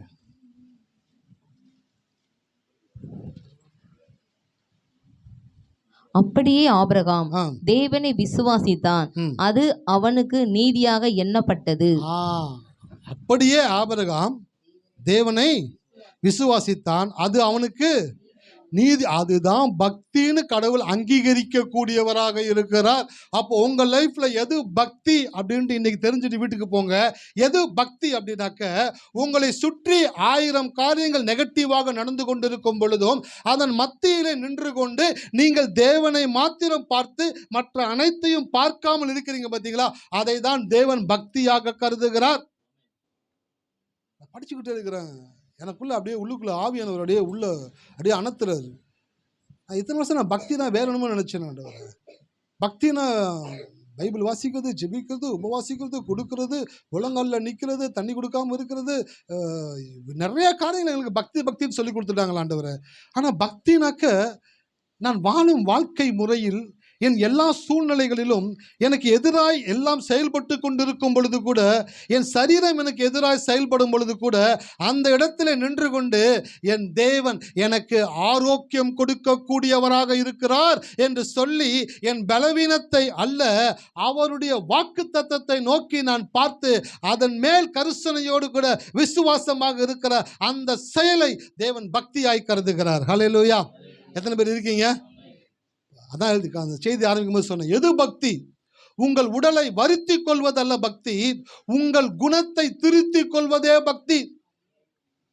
உடலை வருத்திக்கிறது பக்தி கிடையாது. இந்து சகோதரர்களை பார்க்குறேன், டீயில் நடக்கிறாங்க, வேல் குத்திக்கிறாங்க, தேர் இழுக்கிறாங்க, தேங்காய் உடைக்கிறாங்க.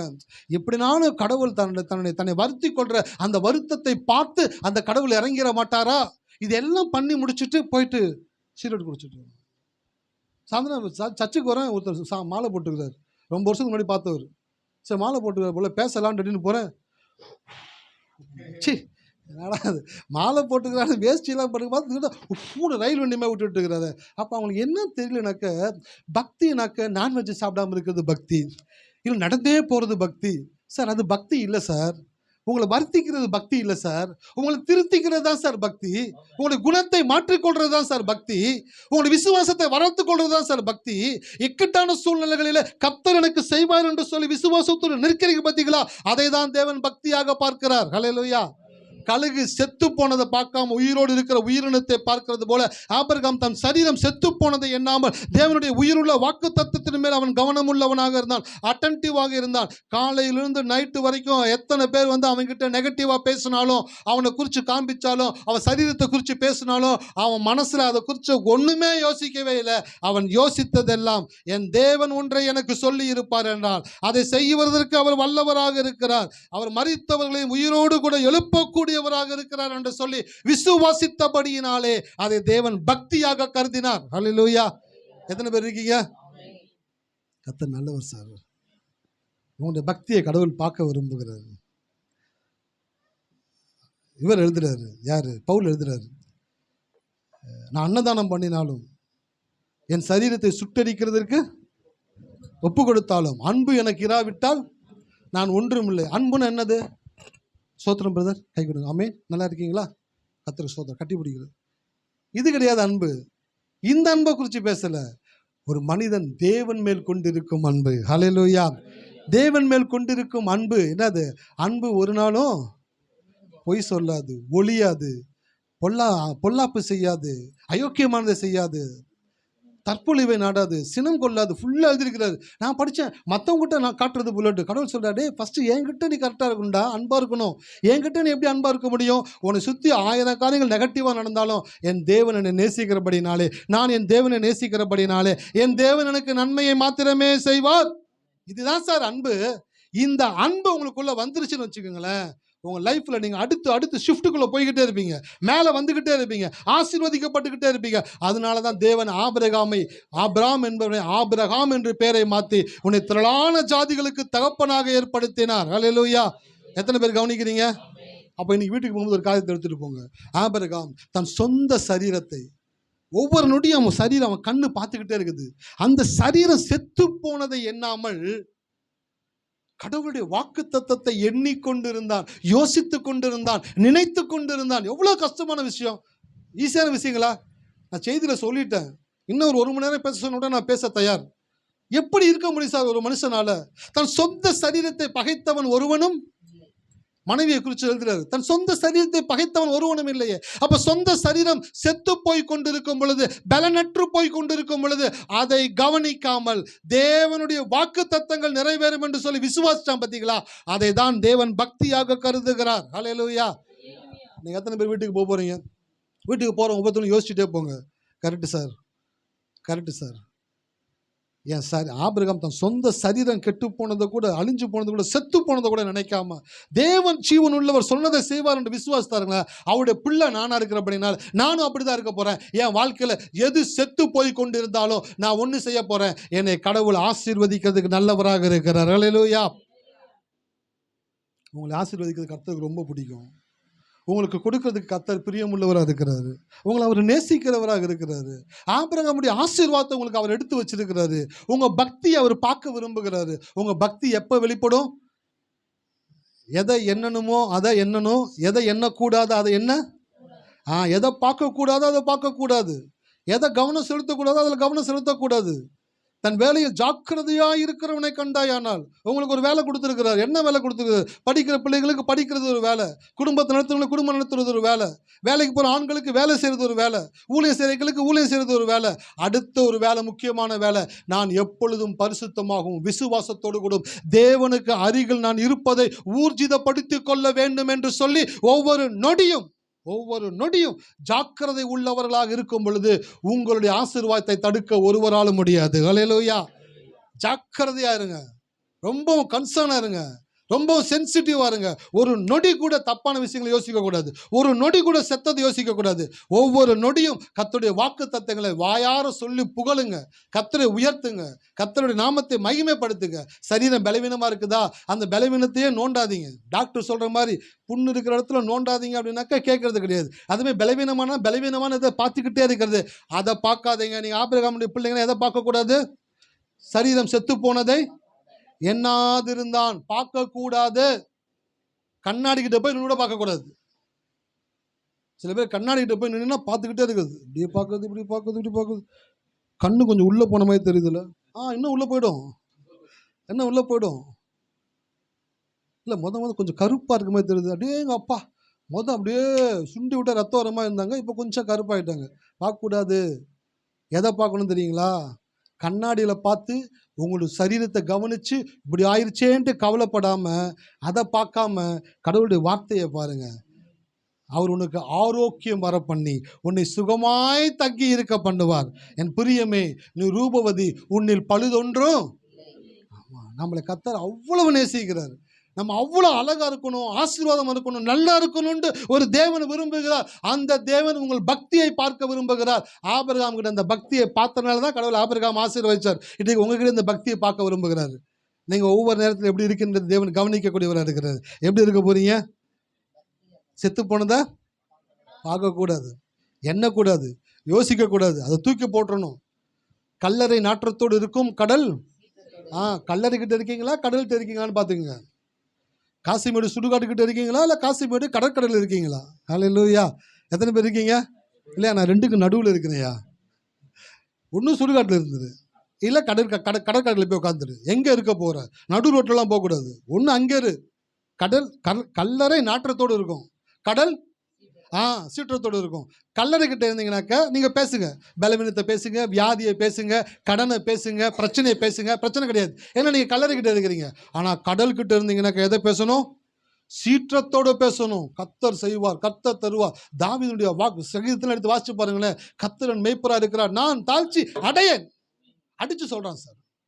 நான் செய்தி எடுத்துகிட்டு இருந்தேன். அண்ணன் அடிக்கடி சொல்லுவாங்க, பிரசங்க பீரங்கின்னு. ஹல்லேலூயா. உடம்பை வச்சு சொன்னாரா, பேசுறதை வச்சு சொன்னாரான்னு தெரியல. கல்லறை நாற்றத்தோடு இருக்கும், கடல் சீற்றத்தோடு இருக்கும். யோசிச்சுட்டே போங்க, நான் சுடுகாட்டுக்கிட்ட இருக்கிறேன்னா இல்லை கடல்கிட்ட இருக்கிறேன்னா? கடல்கிட்ட இருந்தால் சீற்றத்தோடு இருக்கணும். வாக்குத்தத்தங்கள் வாயில் வந்துக்கிட்டே இருக்கணும், சொல்லிக்கிட்டே இருக்கணும், பேசிக்கிட்டே இருக்கணும், உயர்த்திக்கிட்டே இருக்கணும். எந்த ஒரு நெகட்டிவான காரியங்களும் எண்ணவே கூடாது. ஹல்லேலூயா. எத்தனை பேர் இருக்கீங்க? எத்தனை பேருக்கு பிரயோஜனமாக இருந்துச்சு? எத்தனை பேர் கடைபிடிப்பீங்க? நீங்கள் கடைபிடிக்கணும்னு கர்த்தர் விரும்புகிறாரு. உங்களுக்கு நிறைய ஆசீர்வாதங்கள் வச்சிருக்கிறாரு கடவுள். நீங்கள் உள்ளே வாங்க, விசுவாசத்துக்குள்ளே வாங்க. உங்கள் விசுவாசம் தான் சார் பக்தி. அதை தெரிஞ்சுக்கிட்டீங்கன்னா நீங்கள் வாழ்க்கையில் எல்லாத்தையும் ஜெயிக்க ஆரம்பிச்சிடுங்க. கண்களை மூடுவோமா? நன்றி ஆண்டவரே. தகப்பனே, இந்த மாலை வேளையில் உங்களுடைய வார்த்தைகள் எங்களுடைய இருதயங்களுக்குள்ளே ஊடுருவி பாய்ந்திருக்கிறது. மரியாதை பார்த்து சொன்னீங்களே, உன் ஆத்துமாவே ஒரு பட்டயம் உருவி போகும்னு சொல்லி. இப்போ உங்களுடைய வார்த்தைகள் எங்களுடைய இருதயத்துக்குள்ளே கடந்து போயிருக்கிறது ஆண்டவரே. ஆபிரகாம் தன் சரீரம் செத்து போனதை எண்ணாதிருந்தான், தேவனுடைய வாக்குத்தத்தங்களை எண்ணிக்கொண்டு இருந்தான் ஆண்டவரே. அதை நீர் பக்தியாக பார்க்கக்கூடியவராக இருக்கிறது.